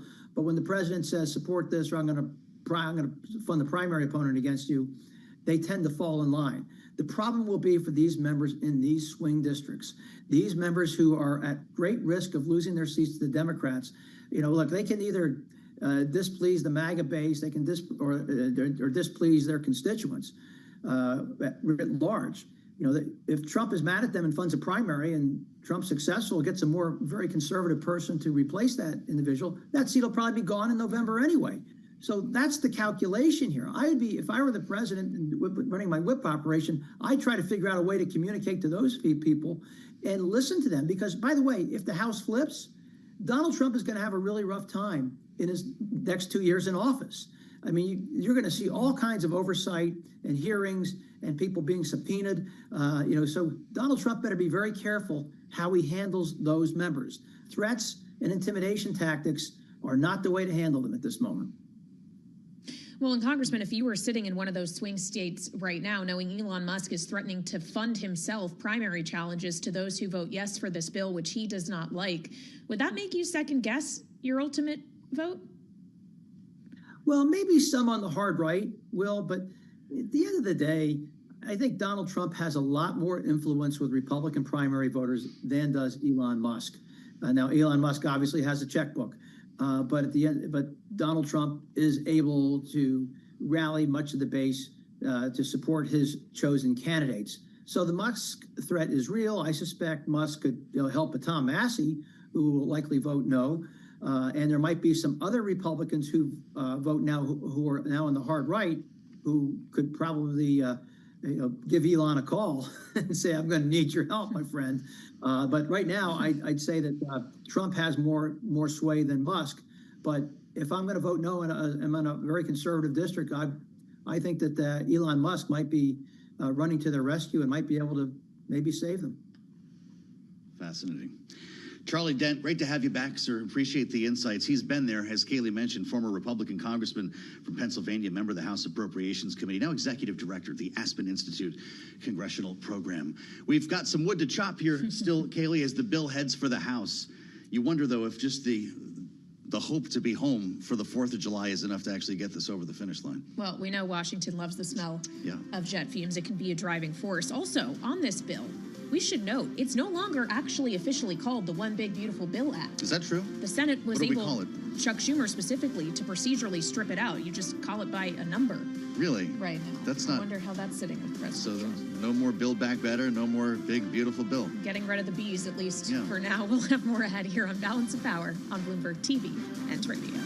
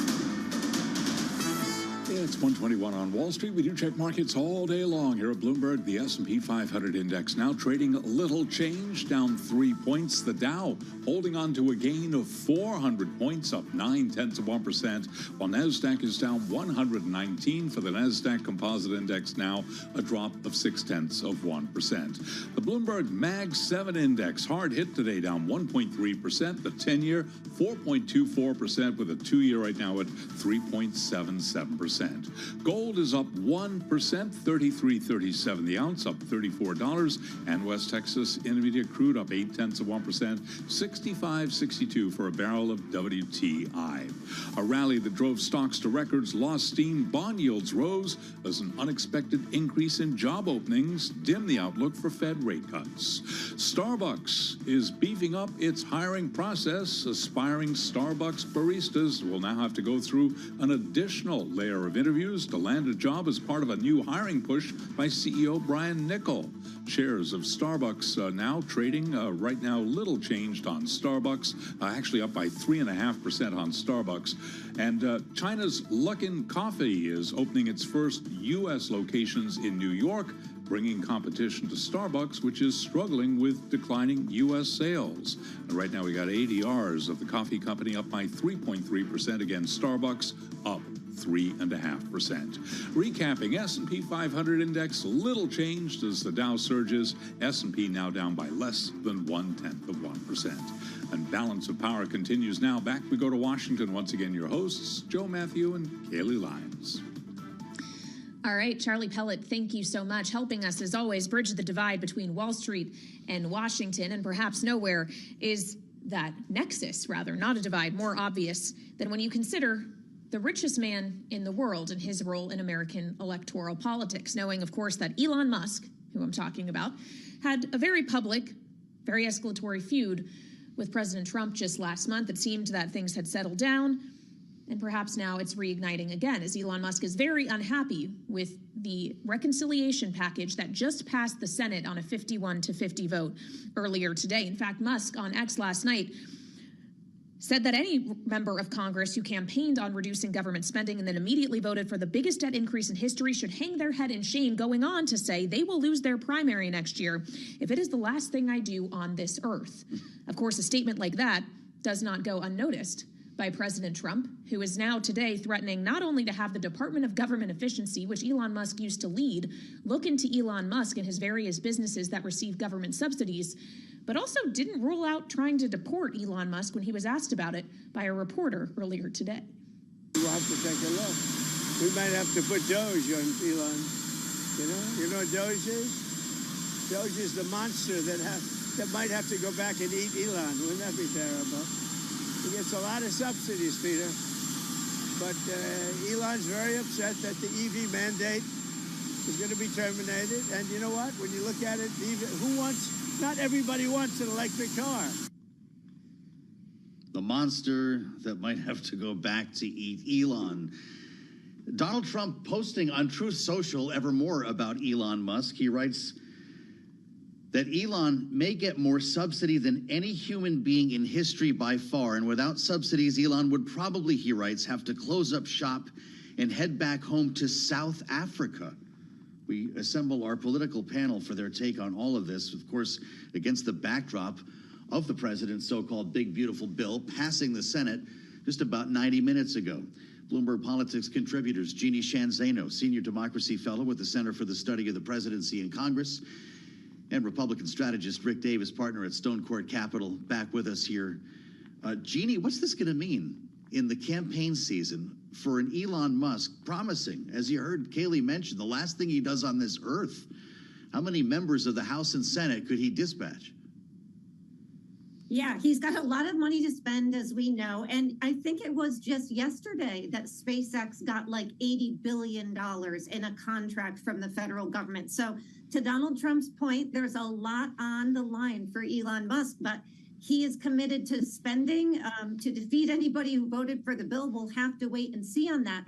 But I just want to add this threat from Donald Trump about deporting Elon Musk, even though he's a citizen. This is not far-fetched. We just had a memo out from the Attorney General's office in June talking about prioritizing denaturalization of people who fall into these 10 categories if you lied on during your process of naturalization and so forth.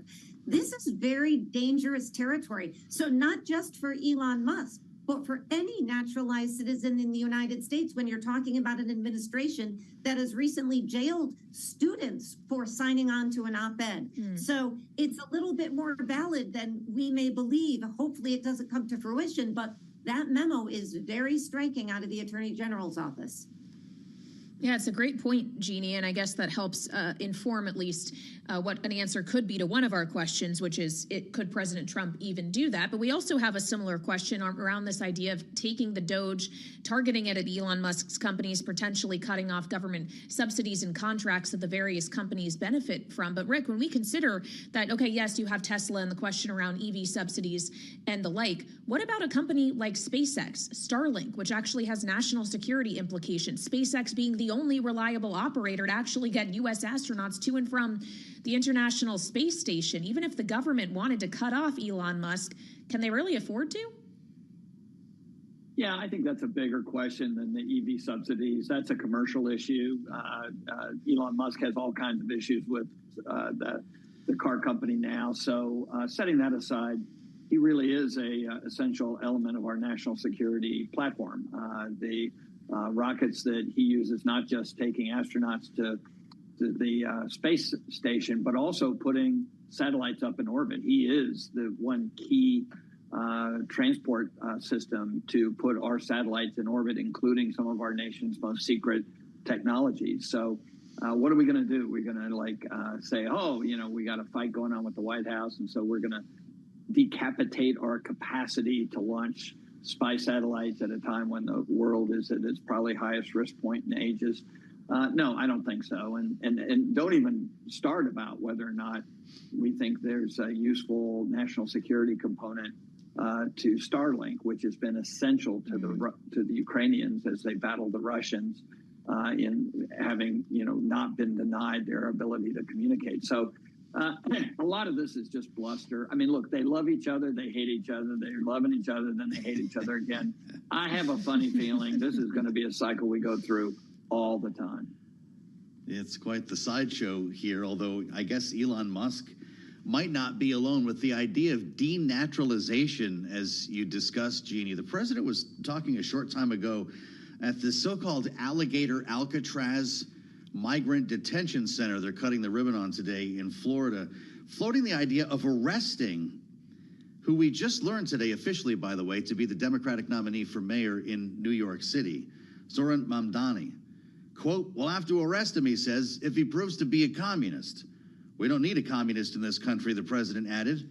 We'll be watching over Mamdani, quote, very carefully on behalf of the nation, unquote. Do we find Elon Musk and Zoran Mamdani living in another country by the end of the summer? Yeah, I mean, it sounds so far-fetched, and yet look at that memo. I mean, it is stunning. This is out of the Attorney General's office. And yesterday, when asked at the White House press briefing, Carolyn Leavitt said about Mamdani, yes, let's investigate it. You had a member of the House of Representatives saying that he could be denaturalized for something he said potentially on his citizenship form, which turns out to be based on rap lyrics in 2017. And it all sounds so, again, far-fetched and silly, but this is an administration and a president now, as you just mentioned, who are making these threats. And let's not forget, in the early to mid 20th century, you had about 22,000 Americans denaturalized. That subsided from the 70s on up. But it seems that we have an administration who wants to go back to something like that, whether you're talking about this person like Elon Musk, so important to our national security, as Rick was just talking about, or the duly elected Democratic primary winner in New York City to potentially serve as mayor. Stunning. And what about the rest of our friends and colleagues who are naturalized citizens? It's utterly shocking. Well, when we consider how this question around citizenship, but also just wider questions of immigration and migration, knowing that President Trump was making these comments, Rick, about Mamdani in part, as part of wider comments he was making at this new Alligator Alcatraz facility down in Florida, how should we think about the administration's framing of places like that where they're intending to house migrants and people, talking about alligators being the kind of form of security to make sure that they don't flee, knowing they're also trying to message not just tax components of the bill that just passed the Senate, but the funding it would provide toward immigration and deportation efforts, funding more ICE agents and customs and border patrol agents and the like. Well, this reconciliation bill, gives a big boost to the funding of those things, $150 billion of additional funds, primarily to the border security and immigration issues. So they're going to have a pretty good slug of cash to do the things that they're talking about doing. I would say it's a different issue as to whether or not you think it's a good use of taxpayer dollars to create a prison in the middle of the Everglades, in the middle of a place that has been ravaged in the past during hurricane season, and create a tent prison. Look, we all followed the news about shipping people down to El Salvador. Pretty much the same kind of concept. I'm going to pay millions of dollars of taxpayer money to incarcerate people in a foreign country. Now we're doing it in the sensitive area of the Everglades. Look, ICE doesn't have enough holding capacity for the people that they are arresting as part of their immigration roll-up. So something's got to give. And as the White House puts more and more pressure on ICE to deport and to arrest these folks, more and more we're going to see these kinds of issues crop up. I would not be surprised that this facility in Florida is not replicated in other parts of the country in the very near future. Yeah. I was just going to ask about that because the president floated that possibility. Jeannie, he was asked by Peter Doocy at Fox News, is the idea that if some illegal immigrant escapes, they get eaten by an alligator or a snake? The president said, I guess that's the concept. This is not a nice business. Then he had suggestions for how migrants could outrun alligators, saying, don't run in a straight line, run like this, making a zigzag motion with his hand. If we start seeing these crop up around the country in our remaining moment here, Jeannie, what's the political backlash? I'm assuming Trump's base loves this, but the rest of the country might not. I'm so glad you raised that. I saw him say that. It is utterly astonishing. We are a few days away from Independence Day, the 4th of July. The President of the United States, who cheers prisons by dictators in El Salvador, is visiting a makeshift tent where you put 5,000 people awaiting deportation in the heat of the summer in the Everglades. And the Attorney General, his ally of Florida, is joking just like the president. They don't have to invest much security in the jail because it's surrounded by alligators and pythons. It is time for Americans to ask who we are and is this who we want to be when you look at policies and procedures like this. Incredible that this is a conversation we're actually having. Jeannie Shanzano and Rick Davis, Bloomberg Politics contributors, the both of them. Thank you so much for joining us here on Balance of Power, and we'll have more ahead on the budget reconciliation bill that just passed the Senate. We'll take a look at the math next on Bloomberg.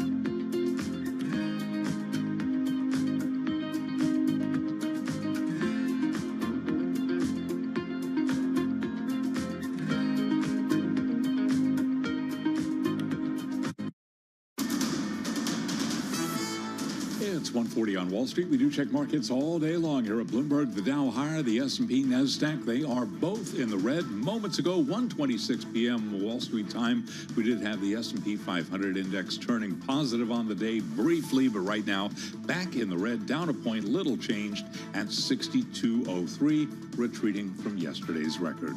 The Dow up 446, now up by 1%. NASDAQ down 126, a drop there of 0.6%. That rally that drove stocks to records, losing steam, bond yields rising as an unexpected increase in job openings dims the outlook for Fed rate cuts. 10-year at 4.25%, the 2-year 3.77%. Spot gold now up $35 the ounce to $33.38, up 1.1%. West Texas Intermediate crude oil up 0.6%, $65.48 a barrel. Boeing says Stephen Parker will oversee the Defense, Space, and Security Unit on a permanent basis as CEO Kelly Ortberg molds his top leadership team, including the appointment of a new chief financial officer.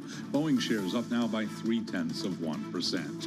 Personal information about Columbia University students and applicants, including whether they were accepted or rejected by the school, has been stolen. This according to a Bloomberg News review of data provided by a person who claimed to have hacked the school in June. The 1.6 gigabyte volume of data provided to Bloomberg represents 2.5 million applications dating back decades, this according to the alleged hacker.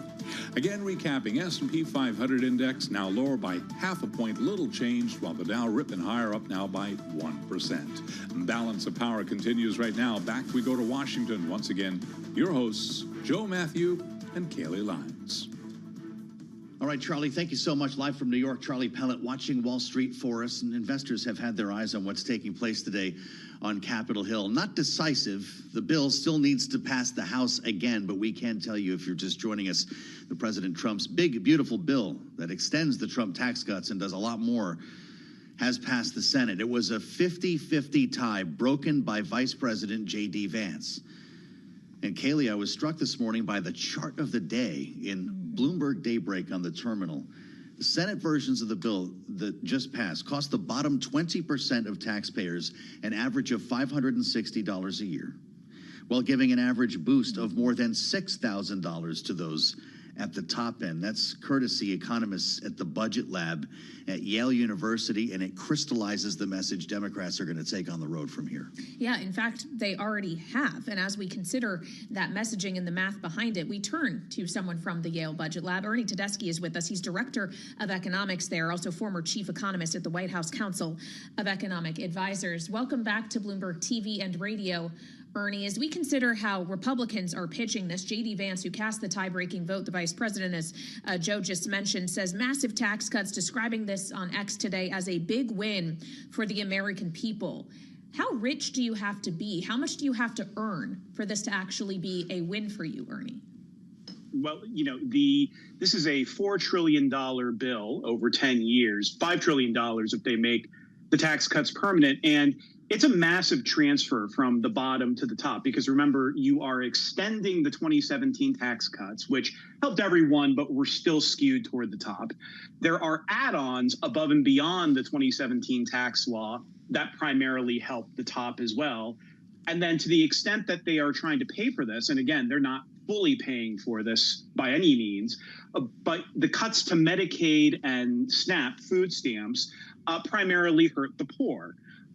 So net, like you were saying, this is, you know, nearly $700 if you look at the bottom 20% of families, and then a $30,000 benefit net when you look at the top 1%. And that's not even accounting for tariff revenue, you know, which is not part of the bill formally, but which the administration is framing as a pay for. And those are also quite regressive taxes. So I'm guessing you would not have voted for the bill here, Ernie. The thing is, every time we spend time talking with Republican lawmakers, the conversation immediately goes to the CBO and how this nonpartisan operation that's been part of the process here for generations has been politicized and is looking at the wrong numbers, doing the math wrong. How do you respond to these constant attacks on the CBO and the suggestion that, you know what, Ernie, you're also wrong because we're going to grow out of this debt? I would say, first of all, CBO, to anybody that's worked with them, knows that they hold analytical rigor and nonpartisanship as two of the highest standards for the organization. What's great about CBO is that they do things consistently and, for the most part, transparently over time. So you know that they are going to analyze a bill against current law, against the law as it is currently stated. That was not a surprise. As a matter of fact, this Congress, particularly the Senate, tried to come up with a different way of looking at it because they knew exactly how the CBO was going to look at it. It is perfectly fair to say that when you cut taxes, there is a little bit of a growth dynamic effect that somewhat mitigates the cost, but tax cuts don't pay for themselves by far.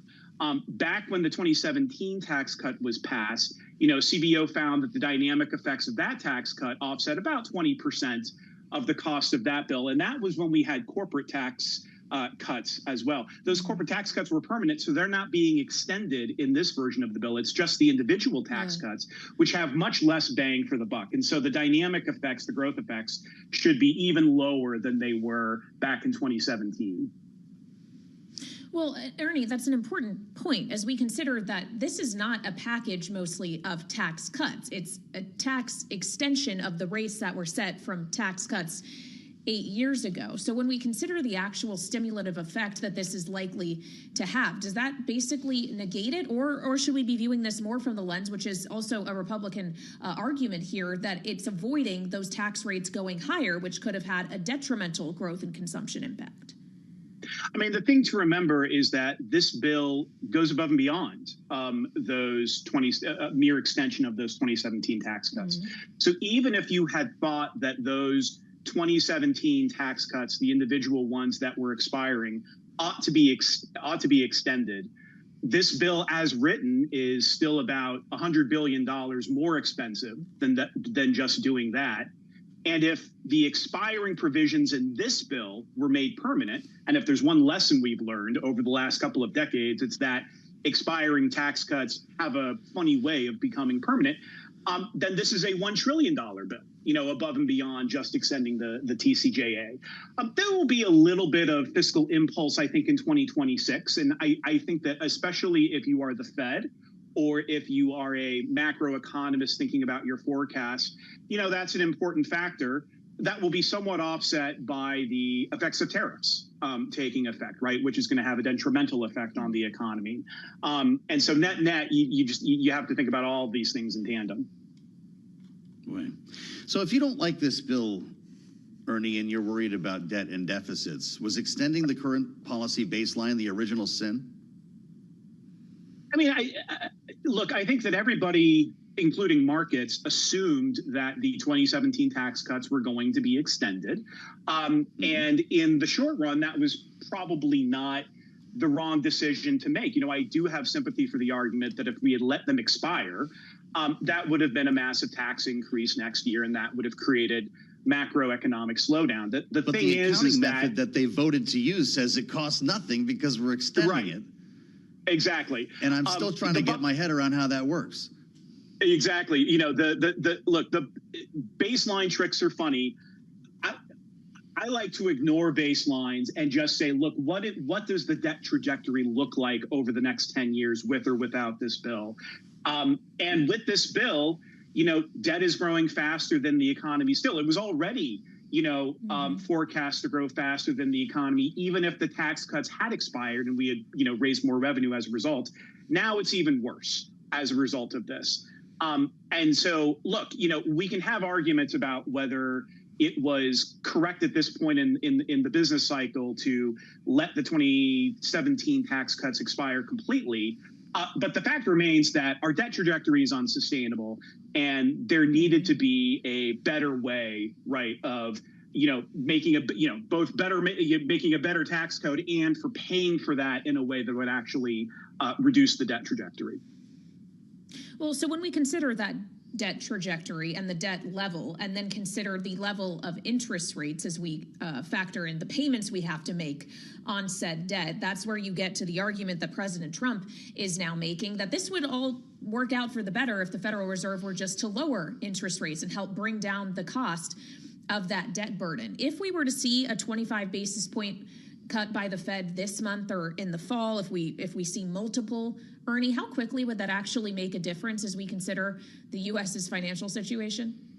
I think a small cut by the Federal Reserve would not make a huge difference. Remember, the summary of economic projections already has cuts baked in for this year. It's just a question of when during the year we're going to see of those cuts. And so I think that that's probably priced into the long end of the curve already. You would need a massive shock above and beyond what is expected from the Fed, to see movement on the long end of the curve.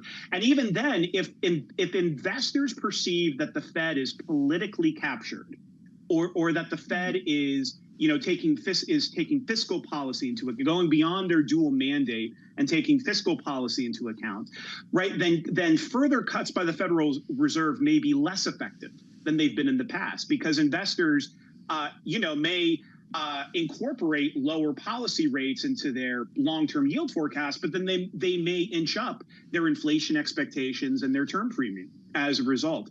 So this, even a Fed that cuts rates may be much less helpful to the argument the president is making than he thinks right now. So is President Trump the real reason why the Fed can't cut rates? I mean, I think that the Fed's dual mandate is very clear, right? They are concerned about inflation and they're concerned about employment, and they are stuck in a potential stagflationary shock right now, or a worry of one, right? So on the one hand, they are waiting to see the effect that not just tariffs, but immigration action and fiscal impulse next year will have on inflation, while at the same time keeping a keen eye on how those shocks will also weigh on the labor market. And the effect is the opposite, right? So if there's inflationary pressure, you want to raise rates or not cut rates. Whereas if the unemployment rate starts rising, much more than it has, then you want to start considering rate cuts. And that's a very tough position for the Fed to be in. It is, I don't think it is a simple matter of, the Fed needs to cut rates because other countries are already lower or because of something else. Well, and Ernie, as we consider the kind of labor market element of the Fed's dual mandate and the picture of the U.S. labor market overall, getting back to this reconciliation bill, knowing it removes subsidies in a number of industries, including those intended through the Inflation Reduction Act to invest in clean energy, would you expect that to have a labor market impact, or at the very least mean that the U.S. cannot grow as many jobs as a result of this legislation? I mean, I think that the energy side of the legislation could potentially raise energy costs, right, which is a supply side issue that the Fed is, famously concerned with. I mean, we have had inflationary shocks that have stemmed from higher energy prices in the past. I would also be concerned about the vulnerability of lower income families as a result of both this bill and tariffs, and how that flows through to the labor market. I've always been skeptical of the claims that, policy this year would lead to a recession, even when tariffs were higher than they are now, a couple of months ago. I'm not odds on a recession, but I do think that policy creates a macroeconomic headwind for the U.S. And, that's something that's going to be a major challenge for the Fed to navigate, between that and between the upward price pressure. Ernie, it's great to have you back. Ernie Tedeschi, with his great analysis from the Economics Department, Yale Budget Lab, former chief economist, White House Council of Economic Advisors. Great to have you as part of our conversation, Ernie. If you're just joining us on Bloomberg, we've learned a lot since we took air at high noon. The bill passed the Senate that we've been discussing here, 50-50 before the tiebreaker from Vice President J.D. Vance. Now it goes back to the House. And Kayleigh, this is going to be the conversation for the next 24 hours. Rules Committee will have, I'm guessing, a doozy of a hearing. They don't always see eye to eye, and they feel free to speak on that particular panel. And then the potential, at least, for a floor vote in the House tomorrow. That would make the deadline the president wants. Yeah, the question is, will the votes be there, knowing that Speaker Mike Johnson can only afford to lose 3 Republicans, and there's already a handful that are expressing dissatisfaction with the package that the Senate just passed. They prefer the House version. So we've got some reconciling still to do on reconciliation, and we'll give you another update at 5 p.m. Eastern Time for the late edition of Balance of Power right here on Bloomberg TV and radio.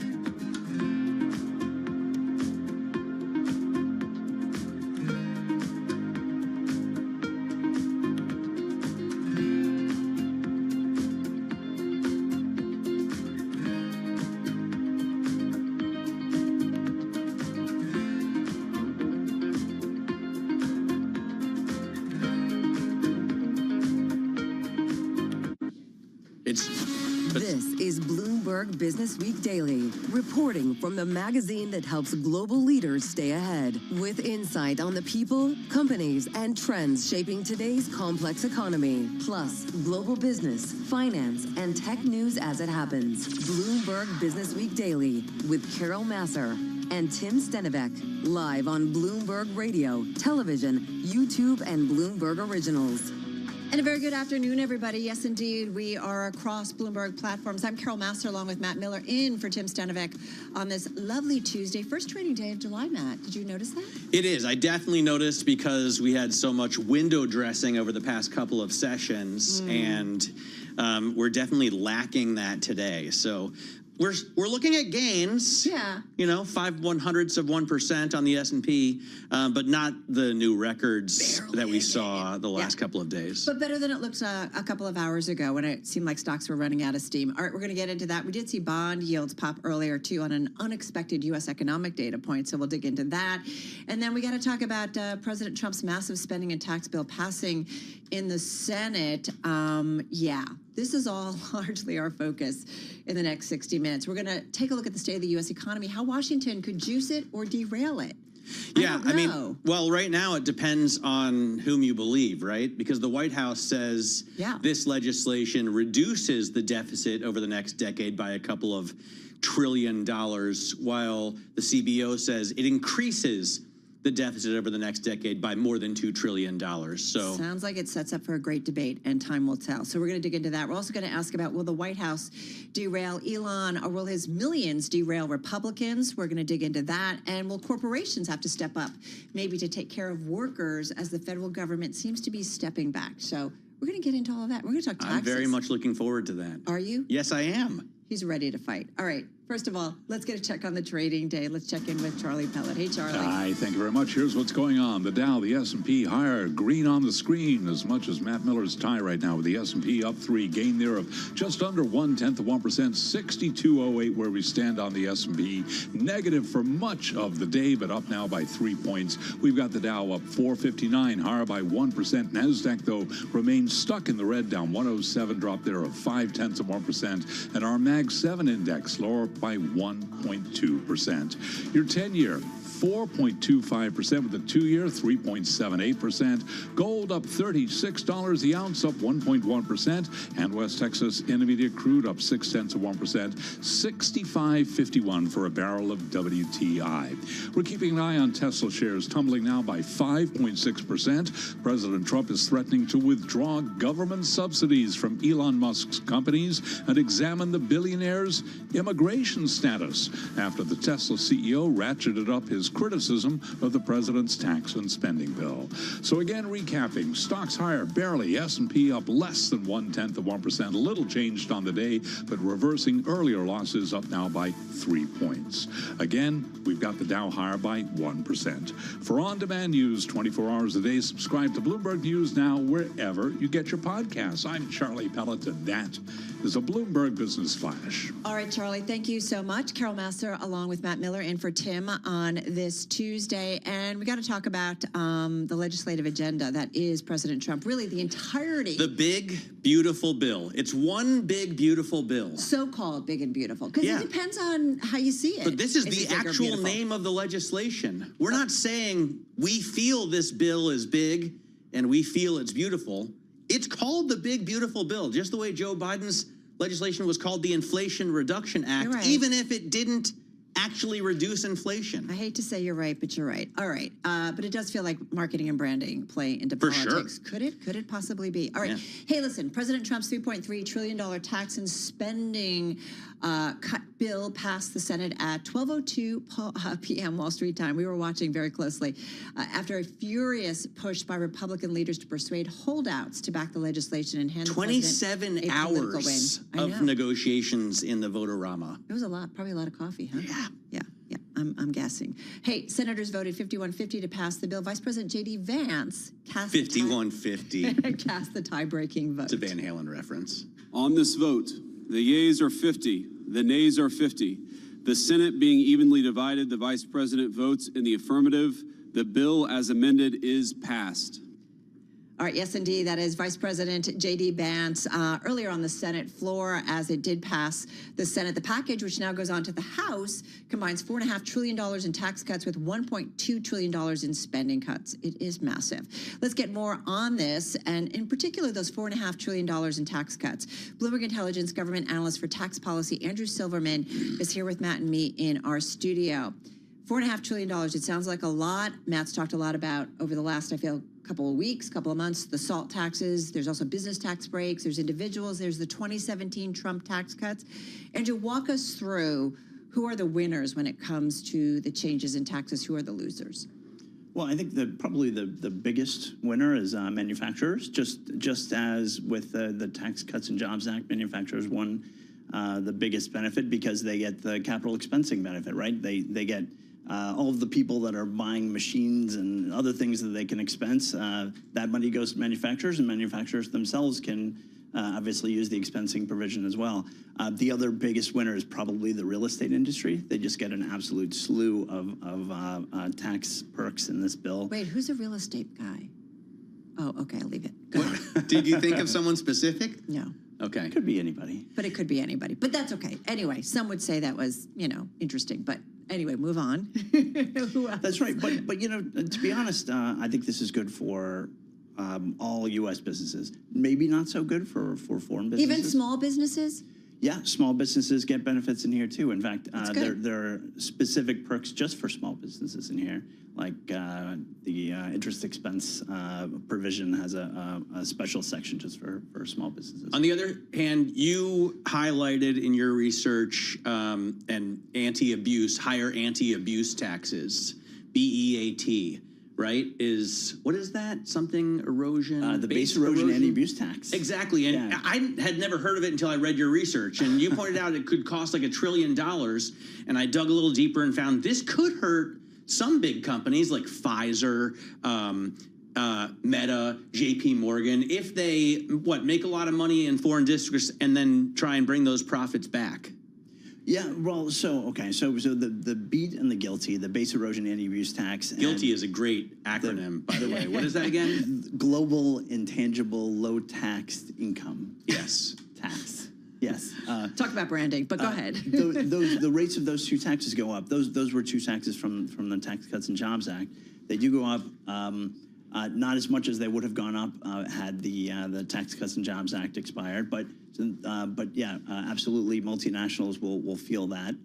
But they also got some big benefits, like the expiration, and I'm going to go a little bit wonky here for a minute. That's fair. For this audience, wonky is okay. We love it. 954C6, which is a big deal for international tax folks. It allows corporations to transfer cash offshore between foreign subsidiaries. That's a huge deal. And it hadn't been made permanent before. It's made permanent in the Senate bill because it's so expensive.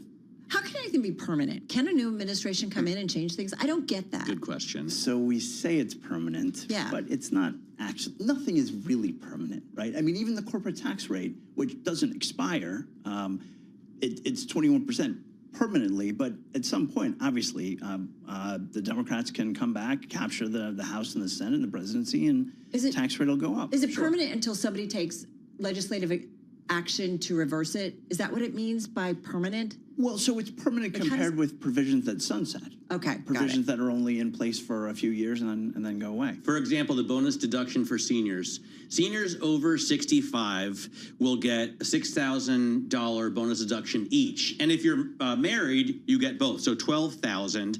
But that sunsets after like 3 years, right? Which seems a little bit odd. Why even bother?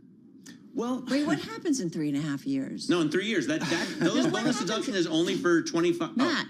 Because the president's leaving is what you're saying. Okay. Yeah, no, that's right. But this legislation is supposed to be for a decade, so it's interesting that sunsets, at the end of Donald Trump's term. Right. Well, these were Trump campaign promises. They weren't things that the Senate and House necessarily wanted to pass on their own. And so, yeah, they made them temporary and they capped them. So it's really not a huge benefit. And in fact, that bonus for seniors, that's the no tax on Social Security. So it went from being this $1 trillion cost to something like, I don't know, 50 billion or something like that. So they cut it down. So that's why they're limiting it. So they can still say President Trump has come through on his campaign promise. 88% of people who receive Social Security won't effectively pay taxes on it. Right. But then it'll jump back up, assuming that President Trump doesn't win a third term. Right. Exactly. As someone who watches this, is this, I don't know, is this a step forward in terms of how we think about tax policy? Is it like, how do you assess it? Is it a step forward? Well, I guess it depends. If you are a supply sider, this is a great thing for everybody. If you're on the demand side, then no, it's pretty terrible because it's giving individuals more money, it's giving corporations more money, and hopefully they put that money back into the economy.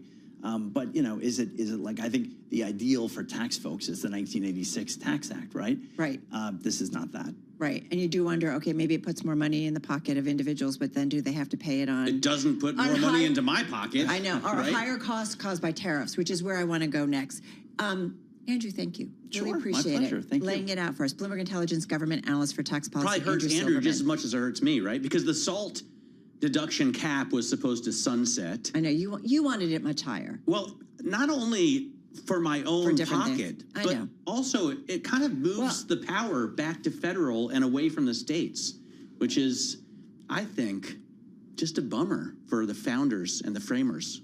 Well, we'll see what happens in the House, because it's not necessarily the case that all of these things that passed in the Senate are not going to change at all, right? I mean, the House could very well reject this thing, and then they have to go to a conference committee and negotiate all these issues over again. We heard that from our Joe Matthew, that it's not a definite that this goes through as is through the House. Andrew, thank you much. Thanks again. Andrew Silverman of our Bloomberg Intelligence government team, analyst for tax policy. All right, so now I want to get into how this bill, this tax and spending bill, throw in tariffs and trade and just kind of all the stuff that's going on and what it might mean for inflationary pressures. I mean, I want to kind of bring in our Mike McKee to kind of tie it all for us. And I want to just say that this is happening on a day when we saw prominent central bank leaders appearing at the ECB Forum on Central Banking in Portugal. There was a panel moderated by Bloomberg's Francine Lacqua. Fed Chair Jay Powell repeated that the U.S. Central Bank probably would have cut rates further this year, absent President Trump's expanded use of tariffs. The U.S. federal, fiscal path is not a sustainable one. The level of the debt is sustainable, but the path is not, and we need to address that sooner or later. Sooner is better than later. That's what I said last year. There's not a lot more I can say. All right, and Fed Chair Jay Powell declining to rule out a rate cut as soon as the Fed's meeting on July 29th and 30th, said the Fed is prepared to learn if the impact of tariffs is higher or lower or later or sooner than we expected. Let's get to Mike, who can tie it all together. Fed tariffs, massive bill. Yep, we always do this to our Michael McKees, Bloomberg News International Economics and Policy Correspondent. We do lean on you, Mike, a lot, because you do think about the global economy, the U.S. economy, and everything that's kind of coming at it. First up, Fed Chair Jay Powell. Is there anything, less than 2 weeks after that latest FOMC decision, anything new, even in fine detail, that we got from him? No, not really. He said pretty much all of that before about we'd probably be cutting if it weren't for the tariffs, and it's too early to make any determination on what we're going to do, that sort of thing. Matt and I were on set together when this was happening, and have to give credit to Francine Lacqua, because she had the unintentionally funniest line of the whole day, given what we just saw on the Senate floor. She said, Mr. Chairman, a year ago, you said that U.S. fiscal policy was on an unsustainable path and we needed to do something about it. How's that working out? And what was his response? He said, not so good. I think he kind of demurred. What's interesting to me is it's also a day, he says that we're still waiting for inflation data to reflect the effect of tariffs. But it's on a day when we actually see tariffs affecting, in some ways, auto sales, right? Because we had the June sales from the big manufacturers in the U.S., and we had been looking at car sales at an annual rate of 17.6 million. After June, that dropped to 15 million. And we've seen car prices start to rise slightly, now up to $48,799 on average. How much is that in a monthly payment? Yeah, exactly. Good question. Yeah. For by the way, for 1 in 5 buyers, it's more than $1,000 a month. A lot. What we should see in the CPI report for June, some of this reflected in auto parts, auto parts, and other things that have been tariffed. Remember, not much has been tariffed yet. That's, in theory, going to be announced next week, because all those things he put on as reciprocal tariffs, he then put on hold until the end of the day on the 8th. So the 9th, in theory, we'll find out more. But we did see a little more reaction today in the ISM numbers, because the prices paid number went up. And so, there's there's effects out there. But I think that because all of this was postponed, so much of it was postponed. You have the steel and aluminum tariffs, and we've seen some appliance prices rise. But beyond that is pretty much cars. And so everything else, of course, we haven't seen the numbers yet because the tariffs haven't gone on yet. Is it really a second half story where it starts to trickle through some of the economic data points? Yeah, and really the divide among economists is it going to be third quarter or fourth quarter? How fast does this come in? Because there's so much complexity to it. It's what products are tariffed at what rate and what exceptions are going to be granted. All that kind of stuff has to be worked out. Plus, we get all the workarounds that companies are going to try to do. So we could see inflation grow over a period of months. We should see inflation grow over a period of months. The issue for the Fed, and Chris Waller's talked about this, is this a one-time thing, even if it's spread out over a couple months. We're basically just raising the price of all these goods once, and then they don't keep going up, maybe different goods next month. Yeah. Or do we see a continual thing? And we've seen both from the president, where he said, I'm going to tariff them, and then I'm going to raise their tariffs. And other times he said, I'm going to tariff them. Well, maybe I won't tariff them. Mike, I think about the spending bill, tax cut bill, tariffs. Like, is the economy going to be growing a lot more than it is right now? No. No. There's not enough front-loaded stimulus in this one big, beautiful bill for you? There is some stimulus next year. Unfortunately, what you end up with is the stimulus largely comes to people who are at the lower income scales, the people who work for tips, for example. And they don't make that much money that it's going to be a huge additional stimulus. It will be some stimulus. And elderly people don't spend a lot of money, even if they get some extra because they get an extra deduction for Social Security. So it's not the kind of stimulus we saw when the 2017 tax cut came in, which actually wasn't all that big. I was going to say, that didn't help me at all. And he's complaining about Trump doing things for himself. I know. But so I'm pretty open about it. But 2017, the Tax Cuts and Jobs Act killed a lot of people in New York and California. I guess my point is my concern about the deficit. Like, I think there's expectations that we'll grow our way out of it. Is that just BS? Yes, that is. It's never happened before. The Reagan tax cuts, the Bush tax cuts, but I need it to be and said. the Trump tax cuts did not pay for themselves. They increased growth a little bit for a little while, but not permanently. It's a sugar high, if we even get that. And because most of this is just extending tax cuts that are already in place, we're not going to get that much out of it. But you'll get a different answer from Kevin Hassett. Ernie Tedeschi, who was on the that's true. on The administration says Balance Power otherwise. right before, he had a good way of looking at it. He said, don't worry about what the level of deficit, the amount of deficits is. Look at the trajectory of debt. We're going to have a higher national debt. Those interest costs, It kind of hurts. All right, Michael McGee, thank you so much. Bloomberg News International Economics and Policy Correspondent. Coming up next, Tesla tanks. Who or what to blame? We'll explain.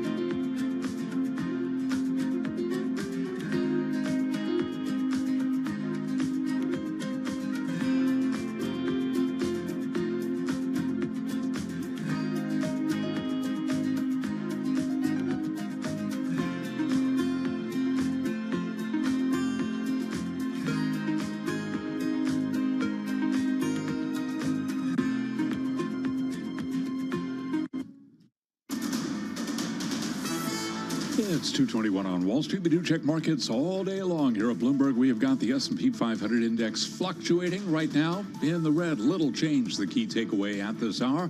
We've got the Dow, though, surging 425 points. Dow Industrials up by 1%. S&P, let's call that unchanged on the day right now, while NASDAQ is down 117 points. For the NASDAQ Composite Index, a drop now of 0.6%. Our Mag 7 Index lower by 1.3%. The 10-year currently at 4.25%, with the 2-year 3.78%. Gold up $35 the ounce to $33.38. That is a gain of 1%. And West Texas Intermediate crude up 0.4%, $65.36 a barrel. Chinese EV maker BYD registered its best month for car sales this year in June after slashing prices across its range in a move that drew criticism from government authorities and industry groups. BYD, we've got the ADRs up now by 0.1%. Ford's electric vehicle sales dropped 31.4% in the second quarter. Ford shares, though, they're advancing now up by 3.9%. Tesla, meanwhile, down 5.5%. We'll have a whole lot more and a lot going on at Tesla coming up in just a moment. Again, recapping, 1 point drop right now on the S&P, down less than 0.1%. For on-demand news 24 hours a day, subscribe to Bloomberg News Now wherever you get your podcasts. I'm Charlie Pelleton. That is a Bloomberg Business Flash. All right, Charlie, thank you so much. Carol Master, Matt Miller, live here at Bloomberg headquarters in New York City. Hey, Tesla shares, Matt just reminding me, down 6 in a row. It looks like it's down 14% in that time almost, Matt, but down another 5%. It's not even worth $1 trillion anymore. This company is no longer in the 4 comma club. Is Elon still the world's richest? His doors now go like this. They no longer go like this. That's very cute. Hey, listen, our heads are spinning a bit today when it comes to Tesla news. We've got a long-time Musk lieutenant leaving in a high-profile departure. Tesla's latest quarterly sales update that's coming this week, too. And then there's this great ongoing spat between the leader of the free world and the world's wealthiest individual, although I need to check on that. We are talking about Trump versus Musk. Yeah. Earlier today, President Trump did say he would look into deporting the billionaire in response to a question about the ally turned critic of the president's signature tax and spending legislation. I checked for you, by the way. You might have to put Doge on Elon. You know what Doge is? Doge is the monster that might have to go back and eat Elon. Wouldn't that be terrible? I think what's going to happen is Doge is going to look at Musk. And if Doge looks at Musk, we're going to save a fortune. Thank you very much, everybody. I don't think you should be playing that game with me. All right, that, of course, is President Trump earlier today and then about a week or so ago talking about Elon Musk. What did you say about Elon Musk? I checked for you. I typed Rich Go on the Bloomberg terminal, and he is still the richest man in the world by over $100 billion. So he's not worried. $362.7 billion for Musk. Coming in at second, Mark Zuckerberg with $260 billion. Not too shabby, not too shabby. By the way, that was President Trump, all from earlier today, commenting on Elon Musk. All right, there's a lot of ways we could go here. What we wanted to really tackle, though, is what the political fallout of the apparent relationship fallout between President Trump and Elon Musk. So let's get into it. With us is Ed Ludlow. He's co-host of Bloomberg Technology on Bloomberg TV. Catch him at 11 a.m. Wall Street time, Monday through Friday. He's out in our San Francisco bureau. And then in our Washington, D.C. bureau is Mike Dorning. He's Bloomberg News team leader for the Capital Influence team. I want to get to you, Mike, in just a moment. Ed, first up, though, we want to talk political influence, but I got to ask you, Tesla shares are down. What news is it on? Because there is a lot going on with Tesla right now. So just lay it out quickly for us. Yeah, it's a version of the Trump trade, right? That prior to November's election, the Trump trade, as it related to Tesla, at least, like the public proxy, was that close proximity to the administration would yield policy and regulation results that would be to Elon Inc., but particularly Tesla's benefit. But trades can go both ways. And you know, I think that the market's super fixated on the idea that a deteriorating relationship between the president of the United States and Musk is not a good thing for that company necessarily. The president also had specific commentary around electric vehicles as it relates to the big, beautiful bill, the tax bill. And we can get into like, they're shouting like two different things at each other. Something really amazing, like if you'll allow me to, just real quick, like I'm not a credit guy. I don't really know the credit markets, but we have this headline as well that even XAI's bonds moving in the session day, like a few cents. But clearly, if you're an investor of some kind in an Elon Inc. company, you're looking at this and thinking, is this a good thing or not? It's interesting to me that this kind of moves the needle to some extent because, Joe Weisenthal had Jim Chanos on his Odd Lots podcast yesterday, and he asked about, the underlying fundamentals of the company. Listen to what Chanos had to say. Do you have a Tesla thought of the day? Nobody cares. That's my thought. Nobody cares. Yeah. You could see Elon, robbing a Brinks truck with a mask on or whatever. Oh, that's Elon. It's a unique animal where people will say, oh, well, of course, yes, but, Rosie the robot's going to serve me my breakfast, and it's got a Tesla trademark on it, so, it's worth $1 trillion. I mean, nothing matters. It's all a dream. Ed, tomorrow Tesla comes out with sales figures, but it's not a $1 trillion company on selling 2 million units a year, right? I go back to Carol's original question as well. There's key man risk. The key man risk is codified in Tesla's annual regulatory filings, where they basically say Elon Musk has a special value to this company, and if anything were to happen to him, that would be bad for Tesla.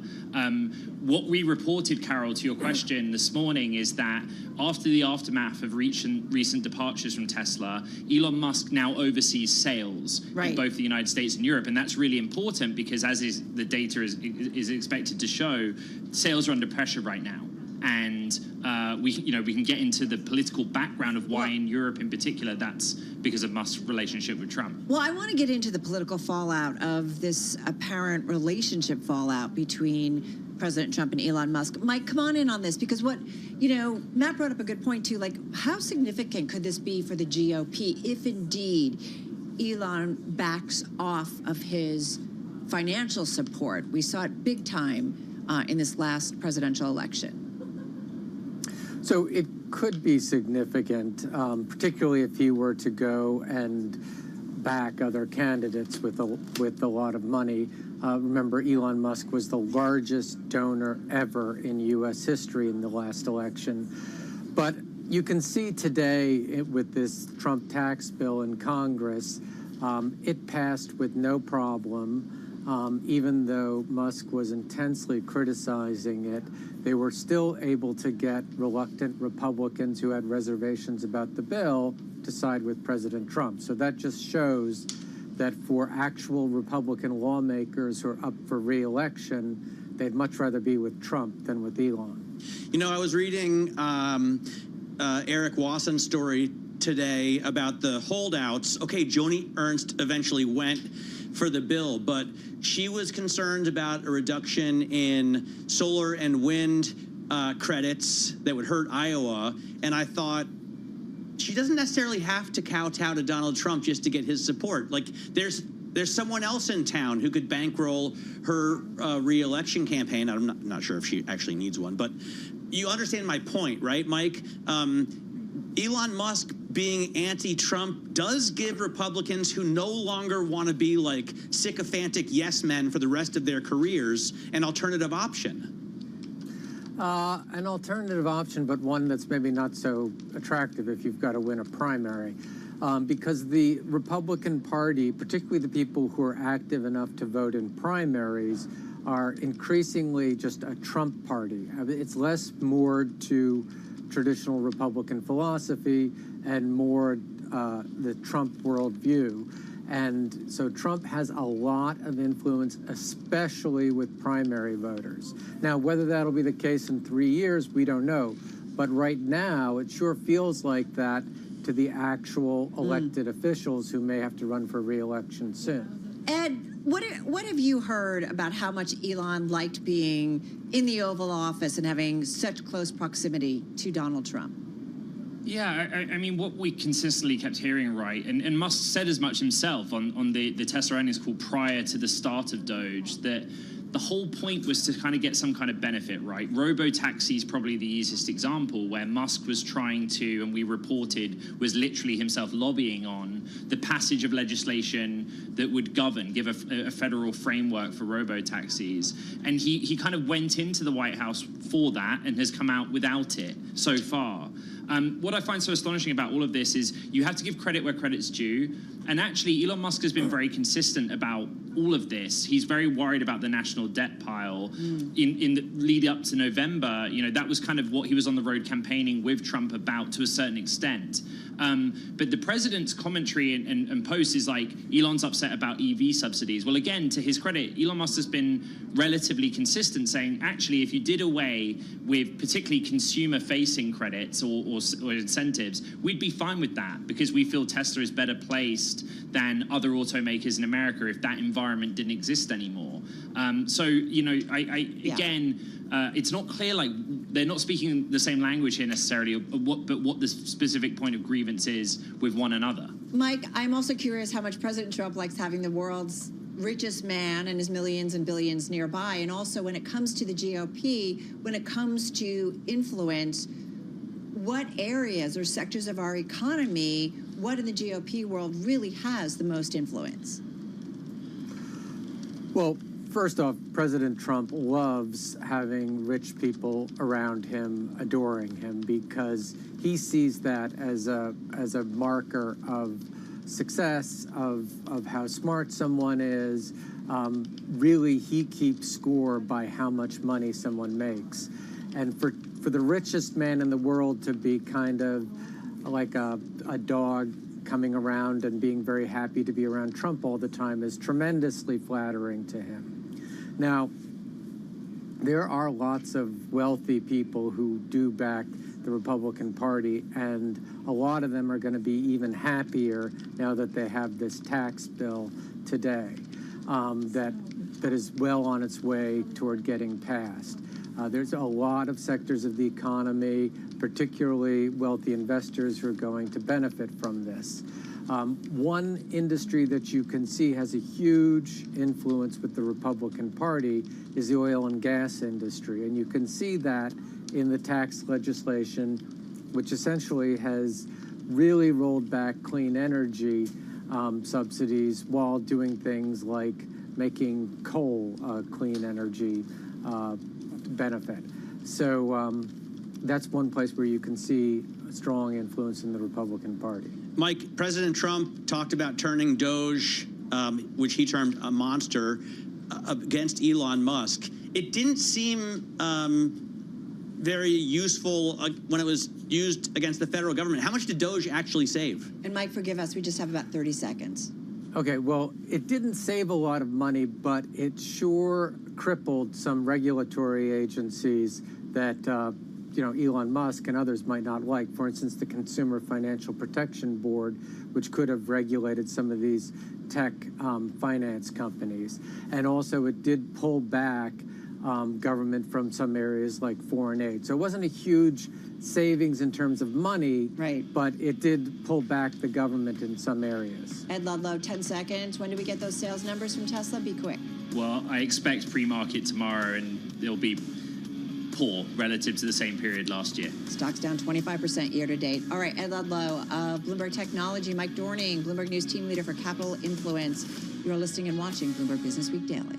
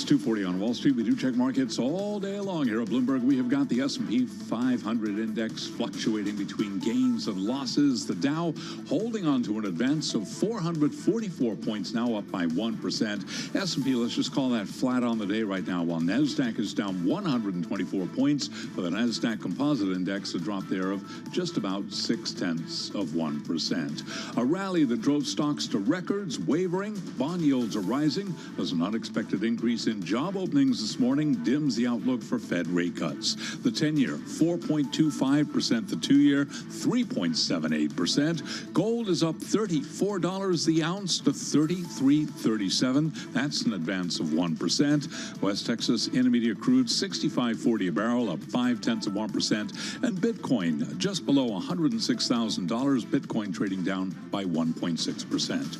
Boeing says Stephen Parker will oversee the Defense, Space, and Security Unit on a permanent basis as CEO Kelly Ortberg molds his top leadership team, including the appointment of a new chief financial officer. Boeing today up by 0.6%. Again, recapping, a 1-point advance right now. Little changed on the S&P at 62.05. For on-demand news 24 hours a day, subscribe to Bloomberg News Now wherever you get your podcasts. I'm Charlie Pelleton. That is a Bloomberg Business Flash. All right, Charlie, you are up to date on the markets right now. Charlie Pellet there. Carol Massar, Matt Miller here at Bloomberg headquarters in New York City. As you know, the Senate passing that $3.3 trillion tax and spending cut bill, a 51-50 vote. VP J.D. Vance casting that tie-breaking vote. The bill includes provisions to also, so for Mercer, if you're not familiar with the firm, it is, in terms of its U.S. client base,